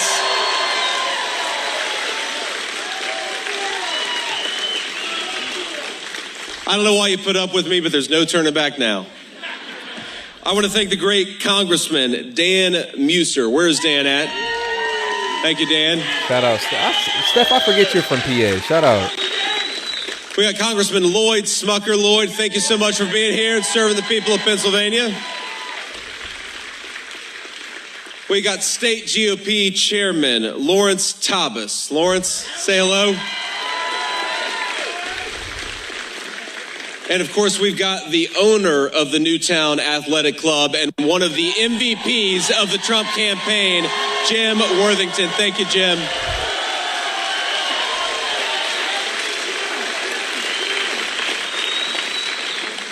Now, look, I don't know if you guys saw, but a couple of days ago, for the first time, Kamala Harris sat down for an interview with a national audience. It was amazing. It was the person that she sat down with, of course, had already endorsed. Shout out Les Phillips chiming back in with another $5 super chat, man. We appreciate that, Les. One of the mods, one of the supporters, man. Stay tuned for a collaboration in the future as well. Have a great rest of your night. You got to hit the sack. Get up early in the morning. Radio station. Yeah. Appreciate you, bro. I feel it. Go ahead. Get you some Z's, bro. The grind starts tomorrow for you. All right, dog. We're going to... Shit, let me not do that. Yeah, appreciate you, Les. Kamala Harris. So I don't know if that counts as much of an interview. But, you know, it drove home just how completely without substance Kamala Harris is. You know, she gives an interview and they'll ask her, what is your specific plan for cutting down on the inflation that your policies caused? And she'll say, well, I grew up in a middle-class family. Did you know that? They'll say, Kamala, the world's at war. We've got a war in Asia. We've got a war in Europe. We've got another war threatening in East Asia. What is your plan to bring back stability to the world? That's exactly right. No war was with Trump. What's your plan? What's your plan to follow suit, Kamala Harris? And she'll say, well, when I worked at McDonald's, I was good at making the hash brown. And you realize the problem with Kamala Harris is that she's got no substance. The problem with Kamala Harris is that she's got no plan. And the problem with Kamala Harris is that she has been the vice president for 3.5 years and has failed this country. Let's send her back to San Francisco where she belongs and put Donald Trump back in the White House.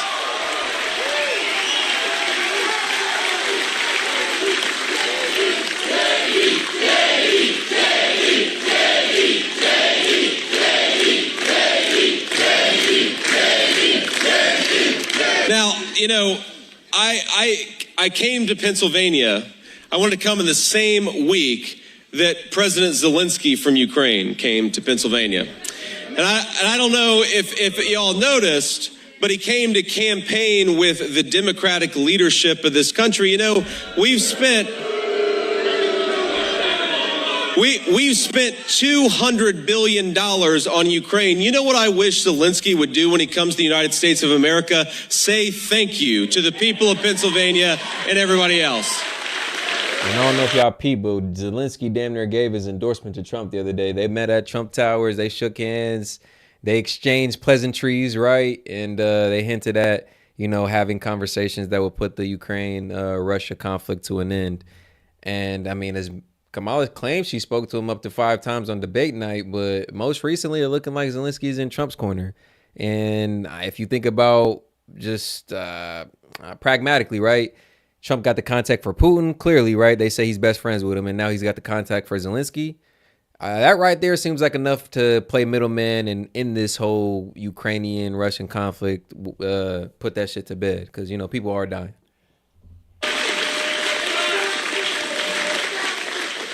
Now, you heard somebody back here say it, but I'm going to repeat it. But Donald Trump was the candidate of peace, the candidate who brought stability to the world.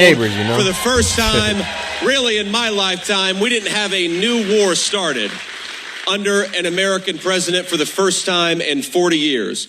And of course, the supporters of Kamala Harris say that Donald Trump was not the candidate of peace, and we know that he was the candidate of peace. He was the candidate of prosperity. He was the candidate of American citizenry and putting them first. Now, here's the thing. We have so many problems right now in the United States of America, but we got a lot to be thankful for. We got the most beautiful country in the entire world. I really do believe that. We've got natural resources, including right here in the state of Pennsylvania, great natural gas. Let's get it out of the ground with Pennsylvania workers.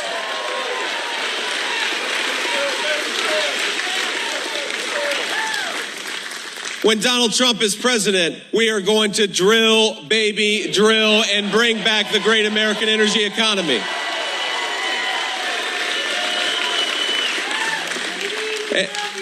And Kamala Harris, she is the candidate of not buying oil and gas from Americans and Pennsylvanians. Kamala Harris wants us to buy energy from every tin pot dictator all over the world. Kamala, we say, no way, we're going to buy it from our own people right here in the state of Pennsylvania.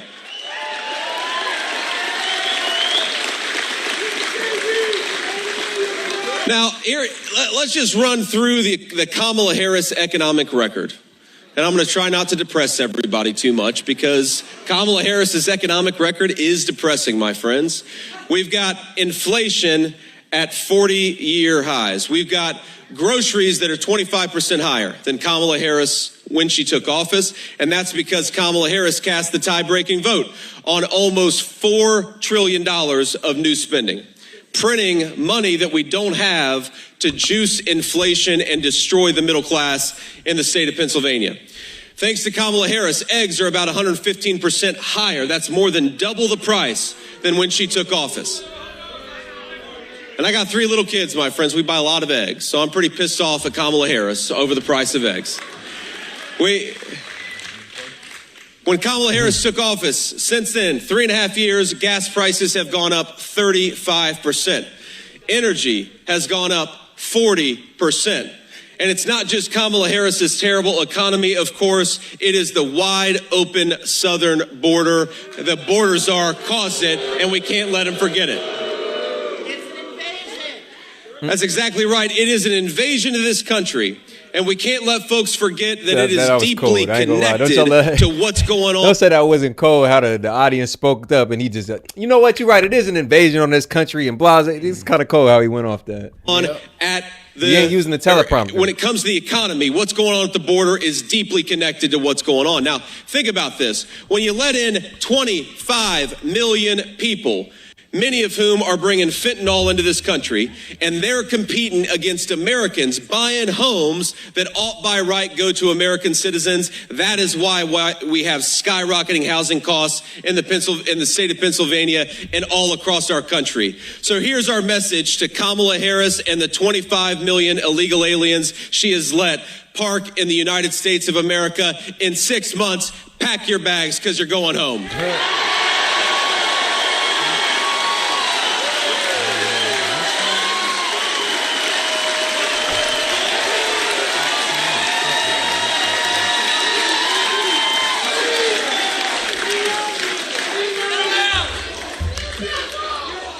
That's right.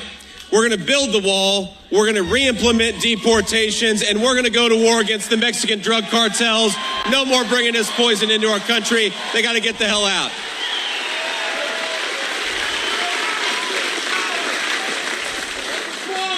Now, it is funny to me because Kamala Harris, she doesn't have an ounce of proposal or an ounce of plan. Now, I've only been in politics a couple of years, so maybe, my friends, I'm just not shameless enough to stand before a crowd and do what Kamala Harris does. Because she has been the vice president for 3.5 years. And she'll say to a crowd without an ounce of humility or shame, on day one, we're going to tackle the wide open southern border. On day one, she'll say, we're going to make groceries and housing more affordable for American citizens. Well, Kamala, day one was 1,400 days ago. What the hell have you been doing? Stop talking about what you're going to do and go and do it.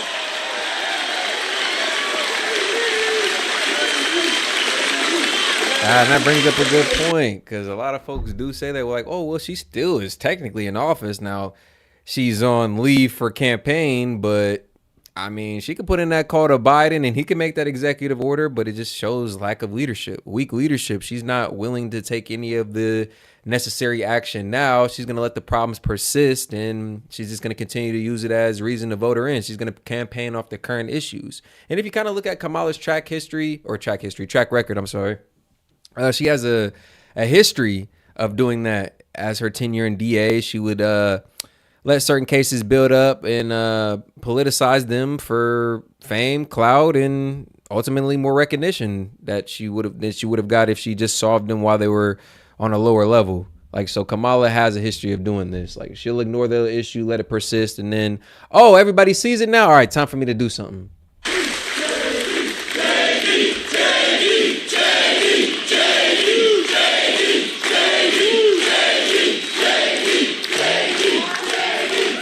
Now, I think that the thing that Kamala Harris and the Democrats say that bothers me the most is when they talk about how they allegedly stand for working people in the middle class. We know that's not true, right? If she stood for the middle class, why did she suspend deportations and open up the American southern border? If she stands for the middle class, why did she fire thousands and hundreds of thousands of people for refusing to take the COVID vaccine a few years ago?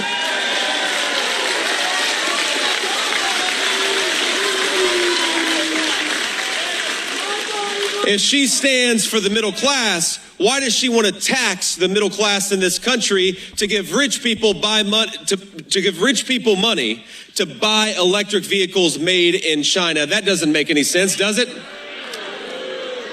If she stood for the middle class, why is she trying to destroy the Pennsylvania energy industry? If you stand for the middle class, unleash Pennsylvania energy workers. Let's do it for our own people and our own citizens.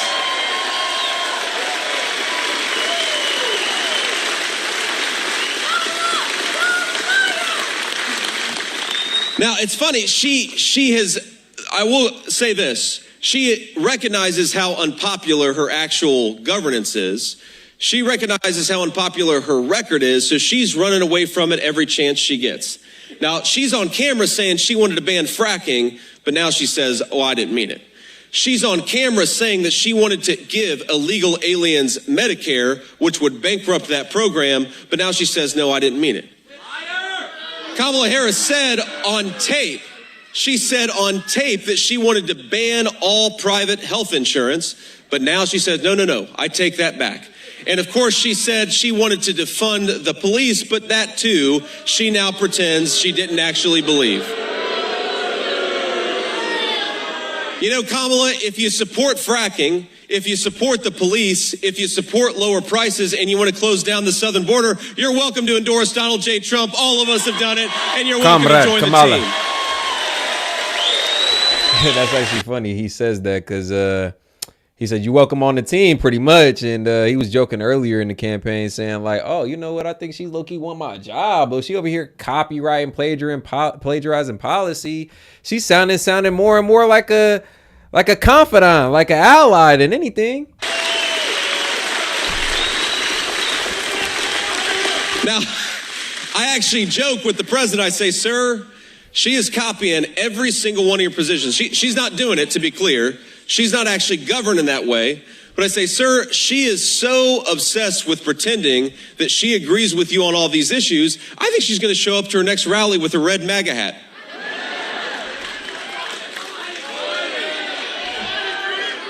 She's going to steal one of your hats back there. Because here's the thing, Kamala Harris recognizes the American people have common sense. Kamala Harris recognizes the people of Pennsylvania have common sense, and she is lying because she recognizes that people of common sense are going to reject Kamala Harris and her failed policies and her failed governance, and that's what we're going to do. We're going to do it together.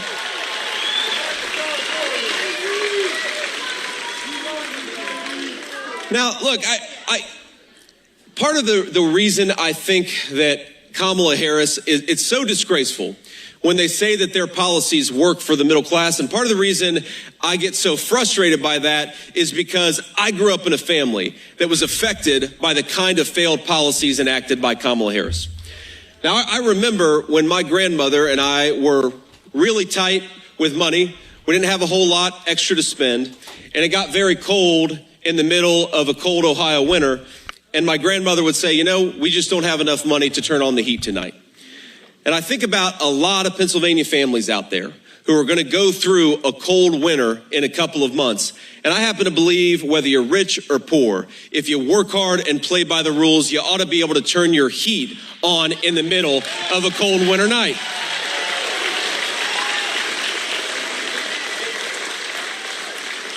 I remember when my grandmother would negotiate with somebody from Meals on Wheels to try to get a little bit of extra food so that she could share it with me. And I happen to believe that if you work hard and play by the rules, you ought to be able to afford a nice meal for your family, but a lot of families can't.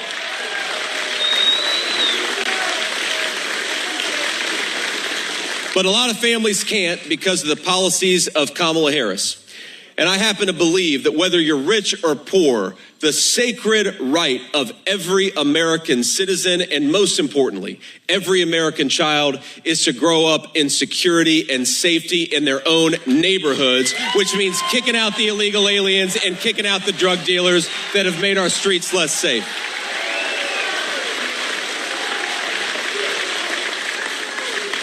Now, do y'all remember there was a woman who spoke at the RNC? It was the speech that affected me the most personally. I think because, a lot of folks in my family struggled with addiction when I was growing up, and I know what toll it takes on a family. And this woman was talking about her 15-year-old son who had died of a fentanyl overdose. And what had happened is that this boy had done what a lot of teenagers in our country do. He had taken something under peer pressure, and it happened to be laced with fentanyl that these drug cartels are bringing into our country. And so what for generations of Americans was a teenage mistake is something that took this poor boy's life. And as the father of a 7-year-old, a 4-year-old, and a 2-year-old, my friends, I want to raise my children in a country that is safe enough for kids to make mistakes and learn from them rather than those mistakes claiming their lives.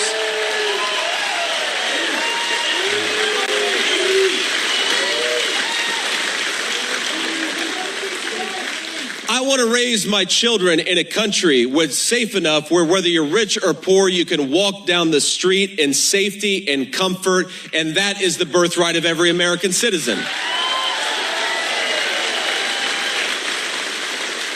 I want to raise my children in a country where everybody who works hard and plays by the rules can afford a nice meal for their families and for their children. And because of that, I want to raise my children in a country governed by President Donald J. Trump, not the fraud Kamala Harris.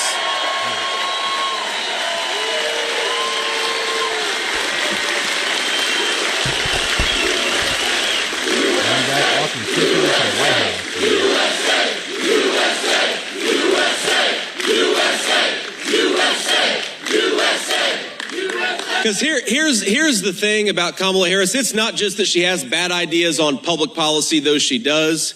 It's that she disrespects the citizens of her own country and tells them that they're bad people for daring to have an opinion on her failure in leadership. Now you gotta listen carefully sometimes to see it, but sometimes they are as loud and outspoken about it as they could be. Because as a lot of Americans have woken up to the terrible crisis at the American southern border, do we know what the Kamala Harris campaign is out there talking about? Not that Kamala Harris is going to do her job and secure the southern border, but that the people who are complaining about that wide open border, that they are racist. That's what Kamala Harris has been saying. You notice that? Now, here's what I think, Kamala Harris. I think that the American citizens, as the First Amendment right, they have the right to complain about your bad leadership.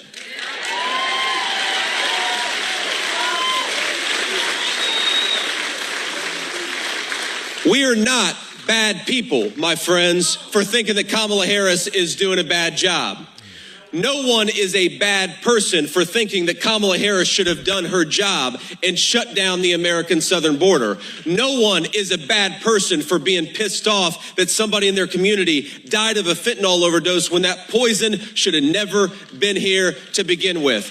Nobody is a bad person for thinking that Kamala Harris ought to do her damn job. Kamala Harris, stop telling the people of your own country that they're bad people. You're a bad person for not doing your job. Start doing it.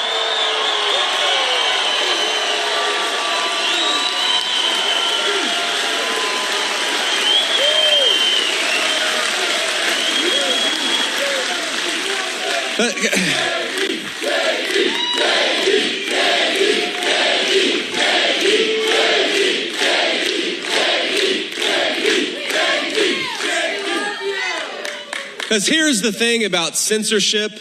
It is antithetical to the principles of this country. And whether I agree or disagree, if you're watching this on TV or if you're here in the room, whether I agree or disagree with you about a specific issue, I will defend your right to speak your mind in the United States of America.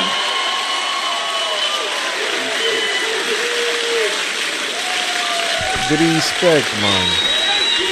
And we ought to talk about the fact that we've got a great combination of Democrats, Republicans, and independents that are behind Donald J. Trump for president. And I think the number one reason is people in this country are sick of... funny though, if you ask the chat, no, there's more Trumpers that came to Democrats. I'm like, come on, bro, stop the cap. Nah, right. Once you come over to the Trump side, even if you don't like Trump, you're still a conservative. You don't want to go over there to the Democrat side. It's like, it's too hard to, well, really too hard to relate to y'all.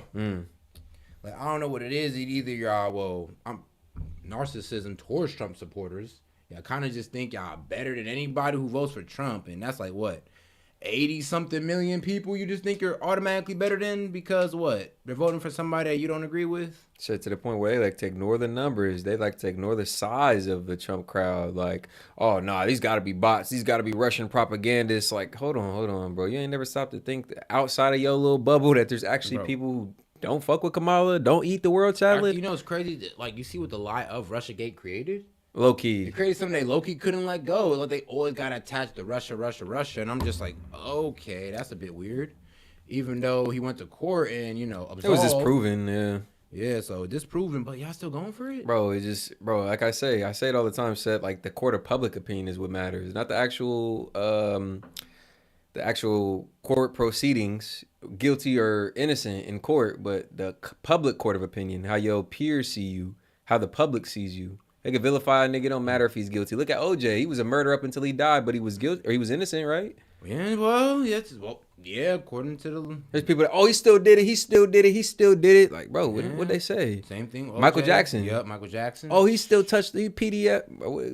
He was innocent. Yeah, but shoot, they was trying to get money off of him. Man, I still think Tory Lanez is innocent. Of being told what to think by their leadership. They're sick of being censored by their leadership. This is America. We get to speak our mind because that's what the founding fathers fought and died for.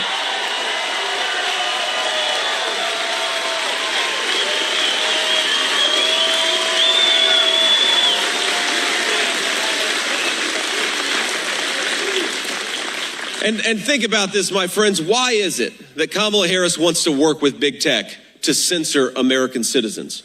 Why is it that Bobby Kennedy and Tulsi Gabbard have endorsed Donald J. Trump for president? They were Democrats just a few years ago. Now, I grew up in a family, my grandparents, the grandparents who raised me, were classic old school Democrats. They believed that Democrats were the party of working people. But now the Democrats are the party of Wall Street, the party of big tech, and the party of censorship. And Americans, we are going to reject it, and it's going to start right here in the state of Pennsylvania.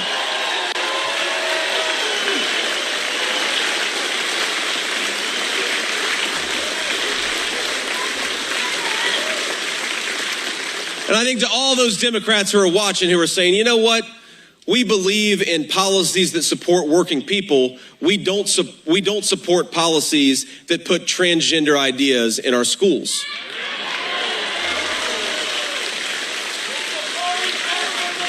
There are a lot of Democrats out there who say, you know what, I might not agree on every issue. I might not agree with them on tax policy, for example, but I sure as hell think we ought to close down that southern border and stop the cartels from bringing this crap into our country, right?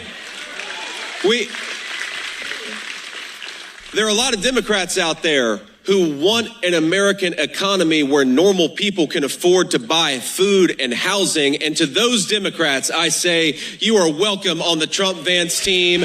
Come on over to the side of common sense. Oh God, come on over, guys. It's all right. It's all right. You know, you may leave a bad taste in some friends and family mouth, but come on. Come over to the side of truth. It's all right, man. We're very welcoming over here. Shit, Wall's family did. Yeah. Hey man, if Wall's family did, you could make the jump too. They put on his shirts and everything. Made a photo op of it. Because if anything is true about Kamala Harris, she is the candidate of uncommon sense. She is the candidate where she's going to take every crazy idea and turn them into the policies of the United States government. We've seen it in action for the last 3.5 years. You have to remember, you know, Bill Clinton, I didn't agree with Bill Clinton on a lot of issues, but Bill Clinton at least believed that we ought to have a secure southern border. Kamala Harris had opened it, right?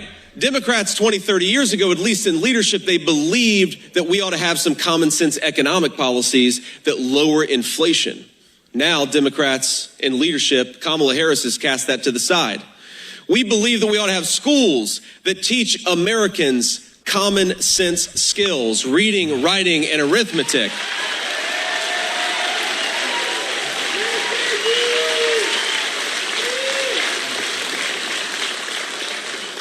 Now, thanks to Kamala Harris, a lot of American children can't add 5 plus 5, but they can't tell you there are 87 genders. Well, Kamala, we'd like our schools to get back to common sense. We'd like our government to get back to common sense. And that's why we're going to fire Kamala Harris, send her back to San Francisco, where she belongs, and put common sense back in the White House.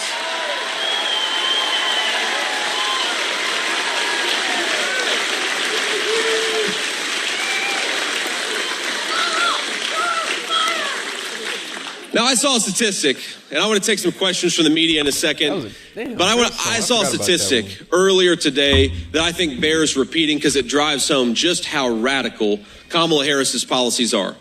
Do you know that there are 13,000, I don't know, some of you are nodding because some of you saw this, 13,000 illegal immigrant murderers in the United States of America right now? They're in this country because Kamala Harris let them in this country. And in some ways, we have a question in this election. Do we have a president like Donald Trump who fights for America's citizens, who fights to keep people like Laken Riley safe? Or do we have Kamala Harris who fights to keep the people who took her life in this country? I think we have a choice, my friends, and it's Donald Trump, the president of American citizens, the president of American safety, and the president of American affordability.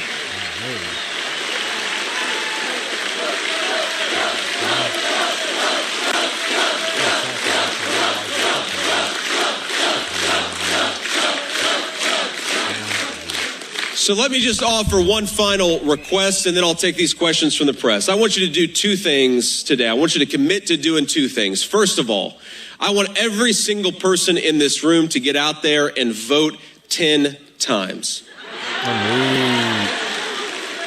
He said, use your baby's ID, use your fellow felon's ID. Our friends in the media are going to report, there'll be headline New York Times, JD Vance promotes voter fraud in Pennsylvania. Your dead grandma. Here's the way that we're going to vote legally 10 times. You're going to go to the polls and take 9 of your friends and family and make sure every single one of them votes.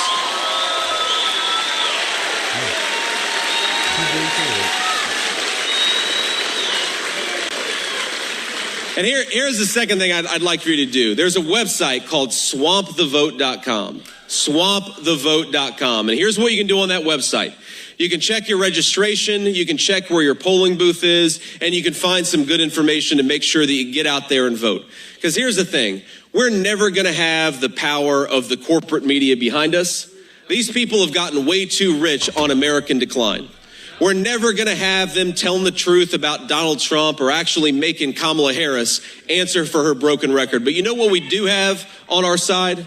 We've got the power of the American people. So let's get out there and use it, and let's win Pennsylvania in November. God bless you guys. Hey. Shut up, man. You ain't get the questions, man.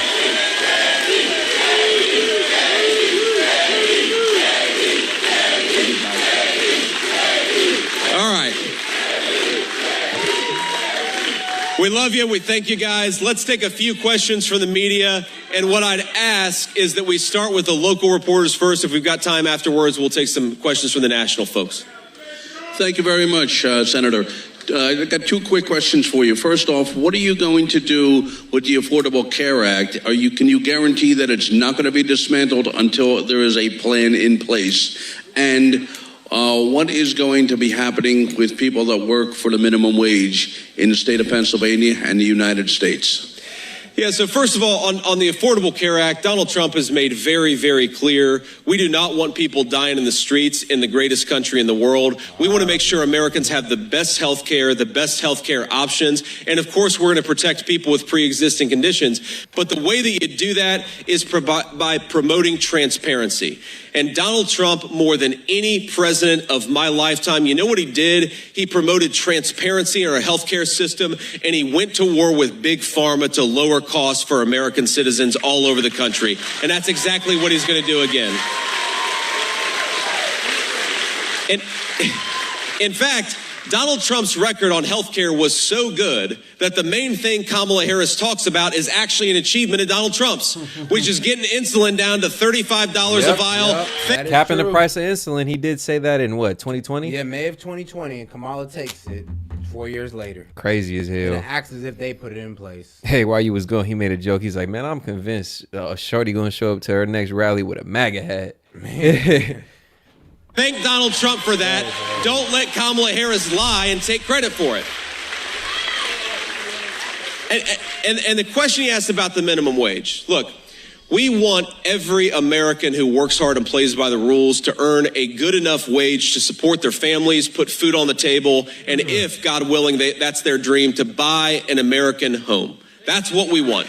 Now, we ask ourselves, how is it that Donald Trump had the fastest growing economy, the fastest growing take-home pay, and inflation at 1.5% when he left office? And the answer is that Donald Trump gave American workers bargaining power. And how did he do that? Because he got control of that southern border.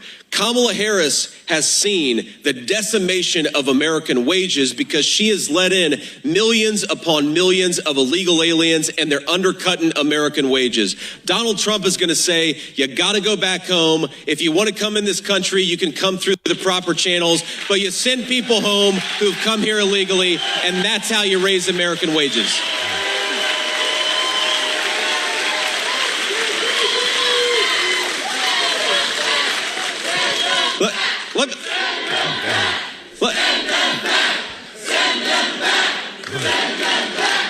Let me tell you a story. Let me tell you a story, sir, just to illustrate this point. This was back in my private sector days. Crazy. I was at a business dinner, and I happened to be seated next to one of the leaders of a very large American hotel chain. And he was just going on and on about how much he hated Donald Trump's immigration policies. And I said, well, explain to me, what is it that you hate so much about having a secure southern border? And the guy said, well, because I can't hire illegal immigrants who will work for cheaper, I've got to pay my American workers a higher wage. And I said, well, that's a good thing. Paying American workers a higher wage is exactly what we want out of American economic policy.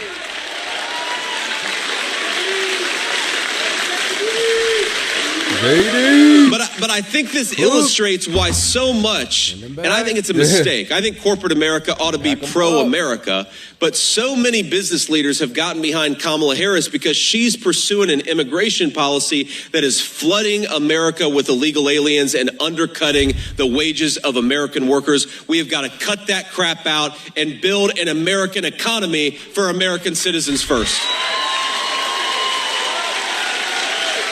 Next question. Senator Linda Stein, Delaware Valley Journal. I was wondering, you and Donald Trump have promised us peace and prosperity. However, Israel is bombing Hezbollah now, and of course the war in Ukraine continues.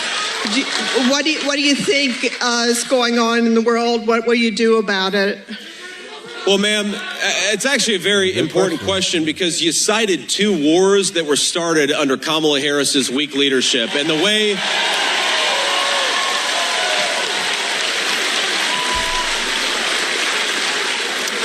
So I have a very detailed plan for how we're going to bring peace and prosperity back to the world. It's three words: elect Donald Trump. That is the peace plan for the United States of America and for the world. Wow, you do got people around the world low-key hoping that Trump's in office.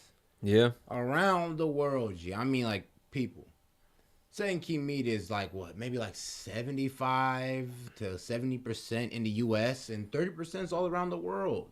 I mean, there's people from around the world who want Trump in office. Mm-hmm. Crazy, huh? World.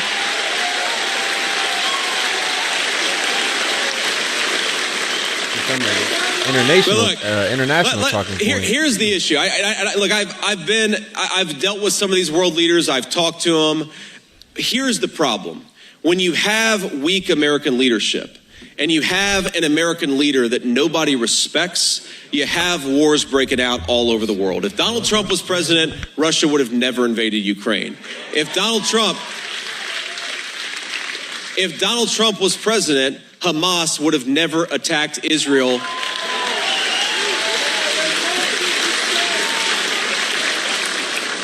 And so what we've got to do is just get back to common sense American deterrence. You've got to make the bad guys worry that if they do something screwed up, somebody is going to make them pay for it. That is exactly what Donald Trump did, and that's how we're going to get back to peace in the world.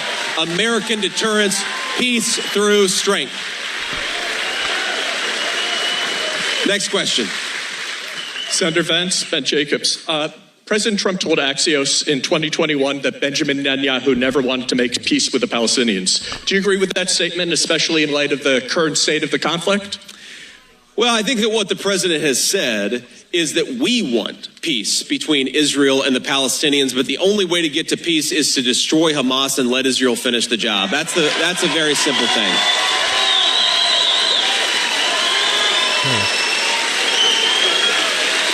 Can you destroy Hamas?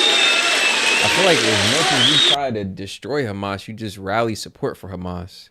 Yeah, low key. The more I guess, bro, like I said, oh yeah, they got rockets in the building. Yeah, let's blow the building up. I'm like bro, what they didn't tell you is there was early 20-year-olds, teenagers, and babies in that building. So kids. What happened to a sniper rifle again? Or those bombs? What happened to a surgical, infiltration and all that good stuff? Bro, they have bombs that can destroy ground level, or they can go in on the ground level and destroy levels of floor. Yeah, exactly. So I'm just like, why not use that technology? Like I said, they're I don't know, man. I don't know. It seems like they're trying to go for a high score here. And we don't speak on the conflict over in Israel too much just because you got to watch your words on that. But I'll just say this, and I can speak for us both, man. We trying to end all these wars. Man. Now, look, Ben, I don't know what the president said in 2021. I'm skeptical, of course, when somebody tells me what the president says, because half the time they're leaving out context or they're not actually telling me what he said. But more importantly, look, 2024 is not 2021, and we're in a totally new situation where we've got multiple major world conflicts in the Middle East and in Europe, and again, one threatening in Asia.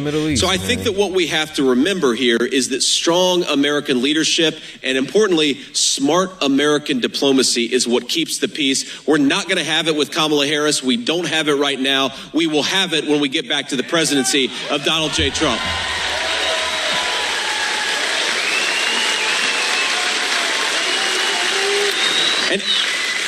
And here's what's funny, my friends, is when you talk to like Democratic senators, and the cameras aren't on, what they'll tell you is that world leaders were afraid of Donald Trump, and they'll talk about that as if it was a bad thing.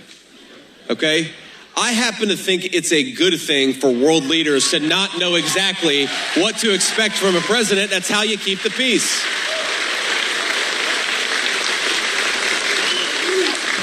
Next question. Hi, Senator Vance. I'm Fallon Roth from the Philadelphia Inquirer. That's all right.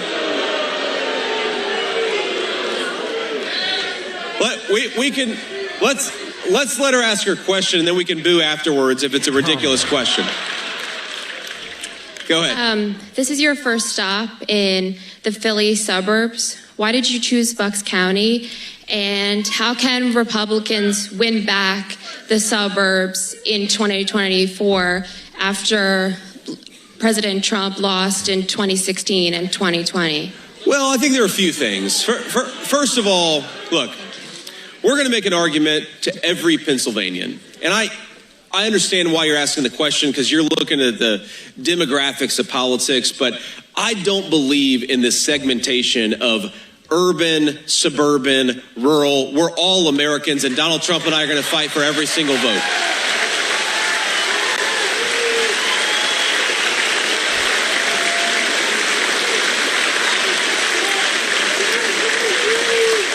But look, if you look at the issues that really matter to folks here in Bucks County, Pennsylvania, you hear the same things, whether it's in Bucks County or whether it's in a much more rural part of Pennsylvania or whether it's in downtown Philadelphia, where I have spent a lot of time. In all these places, you hear three big concerns. One is public safety, one is the cost of everything, and the third is the wide open southern border. And look, we've got the big difference between President Trump and Kamala Harris. There's so many things that we could point to, but I actually think the biggest difference in this campaign is that Kamala Harris is ashamed of her record and Donald Trump is proud of his, and rightfully so.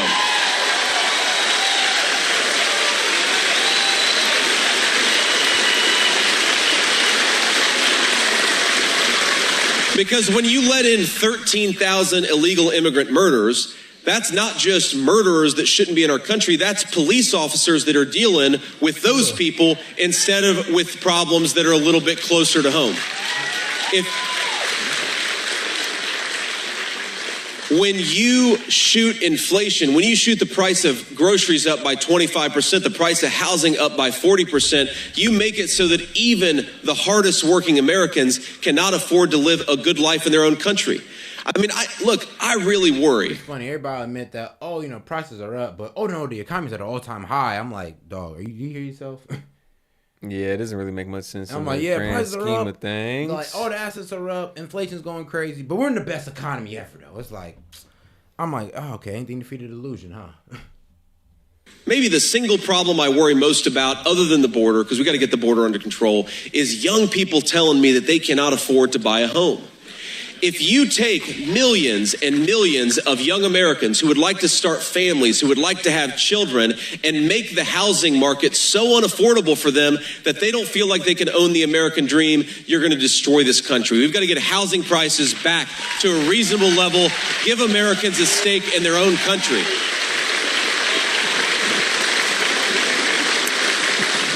And I think that is one big difference from 2020, but it's one big difference from my entire life, is my entire life, most Americans can afford to buy a home.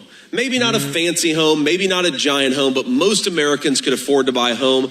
I think it's something like 65% of our fellow citizens have no real prospect of owning a home in this country. It's a disgrace. It's because of Kamala Harris's policies, and Donald Trump and I. You know, he's not lying when he says that. I mean, politics aside, the median cost of homes has raised $125,000 in the last 3 to 4 years, I believe. So yeah, a lot of people in my generation have been priced out of those homes, buying a house, acquiring a house. And we all know houses are appreciating assets and a key step and cornerstone into building generational wealth. So a lot of people my age, a little bit lower and a little bit above, kind of just are kind of shit out of luck when it comes to accessing those houses. We can't get them. We've been priced out, or you got to work twice as hard to get them. And I'm not saying that I'm not going to, but I mean, when you think about where the prices of homes were 4, 8, 12 years ago, then yeah, it is kind of like, well, damn, like, who do we point the finger at? Are going to make American housing affordable for Americans again.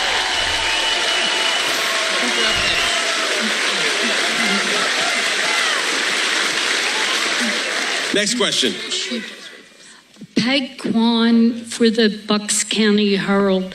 I met two groups of young men here today from universities, and they are concerned about the wars and possibly a draft being reinstated. What's your take on that, Senator? Well,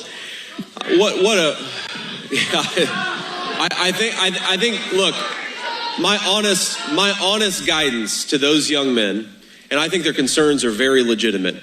But if you're worried about the world spinning out of control, if you're worried about a military draft, if you're worried about, God forbid, a world war, the best way to prevent it is to vote for Donald Trump. And I really believe that. Telling me your rent's almost like $2,800, $2,900, and it was like $1,500 a year or two ago. Look, I'd move out, bro. I think it's a totally reasonable question because we are as close to a large-scale conflict all over the world as we've been in my lifetime. And we've gotten here because we've had leadership that has been weak and leadership that has been very dumb when it comes to basic diplomacy. Now, yeah, we talked about Zelensky. I don't understand the contrast between this man's blue eyes and his dark eyelashes. Yeah, eyelashes, right? And even if he does wear fucking makeup, like they all wear makeup. They all go on screen, camera, all do these interviews. Like every politician wears makeup. Like yes, even Trump, even Walls, and of course Kamala. She's a female, of course, right? So y'all be talking about this man's eyeliner like they don't all put on the same fucking makeup, blush, all that shit. Zelensky coming in here. Zelensky's gotten $200 billion. Donald Trump is the only person of either major American political party, the only person who has stood with Zelensky and said, yes, the Russians should not have invaded Ukraine, but the killing has to stop. We need an American president who stops the bloodshed and stops the carnage, and that is what Donald Trump had the courage to do.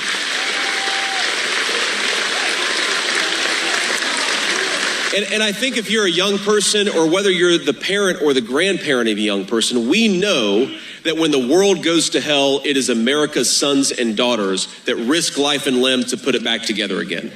So if we want, and I'm a proud veteran of the United States Marine Corps, and I know we have a lot of veterans out there. Thank you for your service.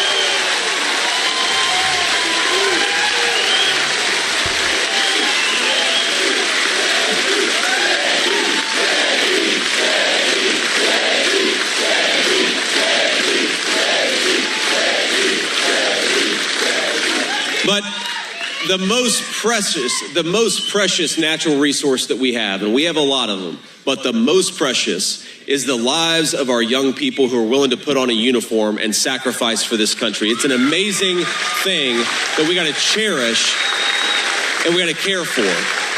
And here's what bothers me so much about Kamala Harris's policies. It's not just that it's weak, and it's not just that it doesn't make any sense, but it's careless and incompetent. Because remember, Kamala Harris bragged about being the last person in the room when the decision about the Afghanistan withdrawal was made. And then that withdrawal happened, and 13 innocent Americans lost their lives, and nobody has been fired from it, and there's been no real investigation. Bruh, and neither Biden or Kamala went out to their graves, that the family invited them to. The Golden Star family, about 13 of them, yeah. The families invited them to the funeral. They did not come. But guess who did pull up? Guess who did? Donald Trump. Ain't that crazy? But, oh, no, Trump don't respect veterans. I mean, well, let's be real. If Trump don't respect veterans, then Biden and Kamala despise them. If we want to just compare the two, then. That is a disgrace of Kamala Harris's leadership. And when Donald Trump is back in the White House, we are going to fight to investigate what exactly happened. We're going to fire those responsible, and we're going to protect Americans who put their lives on the line for this country.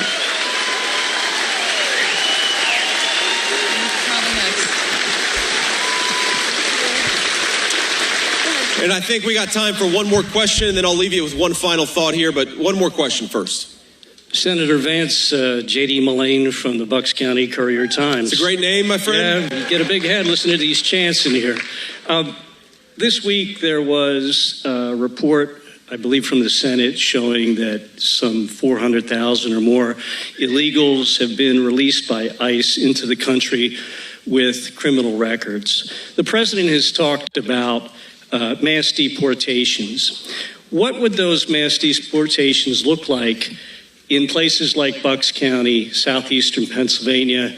Certainly, if you're going to enlist local law enforcement, their lives are going to be put at risk. So what's the plan? What does it look like? Well, I think the plan is you start with the most violent criminals, you arrest them and tell them to get the hell out of our country. I mean, that's about as simple as a plan as we could have. And sir, to be fair, you are absolutely right that this illegal immigration crisis has made life more dangerous, especially for our local law enforcement officials. But when I talk to local police, and of course, we're proud to have the endorsement of pretty much every local police organization in the country. You know, legal immigrants, asylum seekers, all of them. Because here's a crazy thing about these asylum seekers. We don't verify their stories. Yes, we do not verify their stories if they're coming from somewhere that's truly unstable or where they have to leave or if they're like, you know, an enemy of the government. So, yeah, legal immigrants, asylum seekers, same thing. Because some of these asylum seekers their stories have not been verified. We just let them in. If they just have a cute little story for us, we'll just let them in for some reason.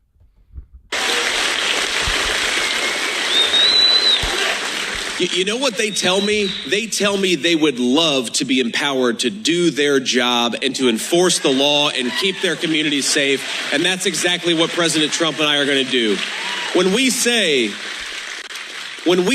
back the blue, we mean a couple of things. First of all, we're going to back the blue and getting the pay and benefits they deserve. We're going to back the blue and thanking them every day for their service, and we're going to back the blue in empowering them to do their jobs and keep all of us safe. We're going to fight for them every single day because they fight for us.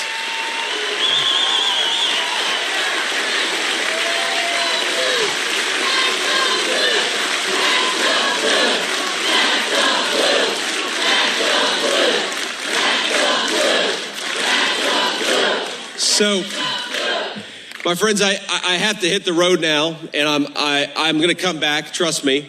We're going to be back a lot in the next 40 days because we love this state, and we're going to win this state, and we're going to win it because the people in this room.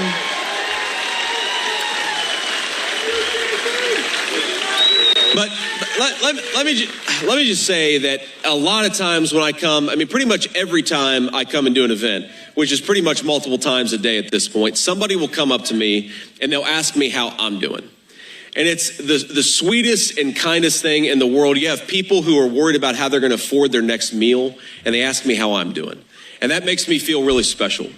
But most importantly, it makes me feel that we have a very special country filled with the best people in the world. We really do.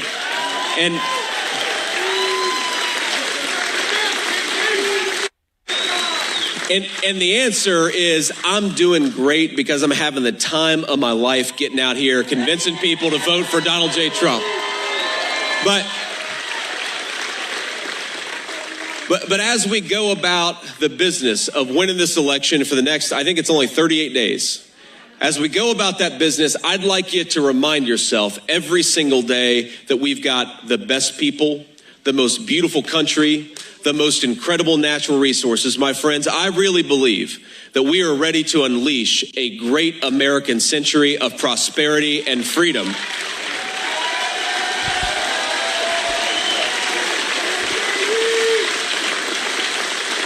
But the one thing that is broken about this country is the failed leadership of Kamala Harris. Together, let's fire her and send Donald Trump back to the White House. God bless you guys. Thank you all so much. All right. Well, thank you very much, everybody. Yeah, we got some things on the back end. We got. Oh man, love y'all, man. Hopefully y'all enjoyed tonight's stream. We're going to head out on this one, man. Make sure to subscribe to the channel. We're live daily. Turn those post notifications on so you don't miss nothing, man. We'll be back tomorrow with more content. Like I said, man, love y'all. This Key, this Set, man. Saint Key Media. We're going to head out on this one. Man, peace. Let me go ahead and close it out.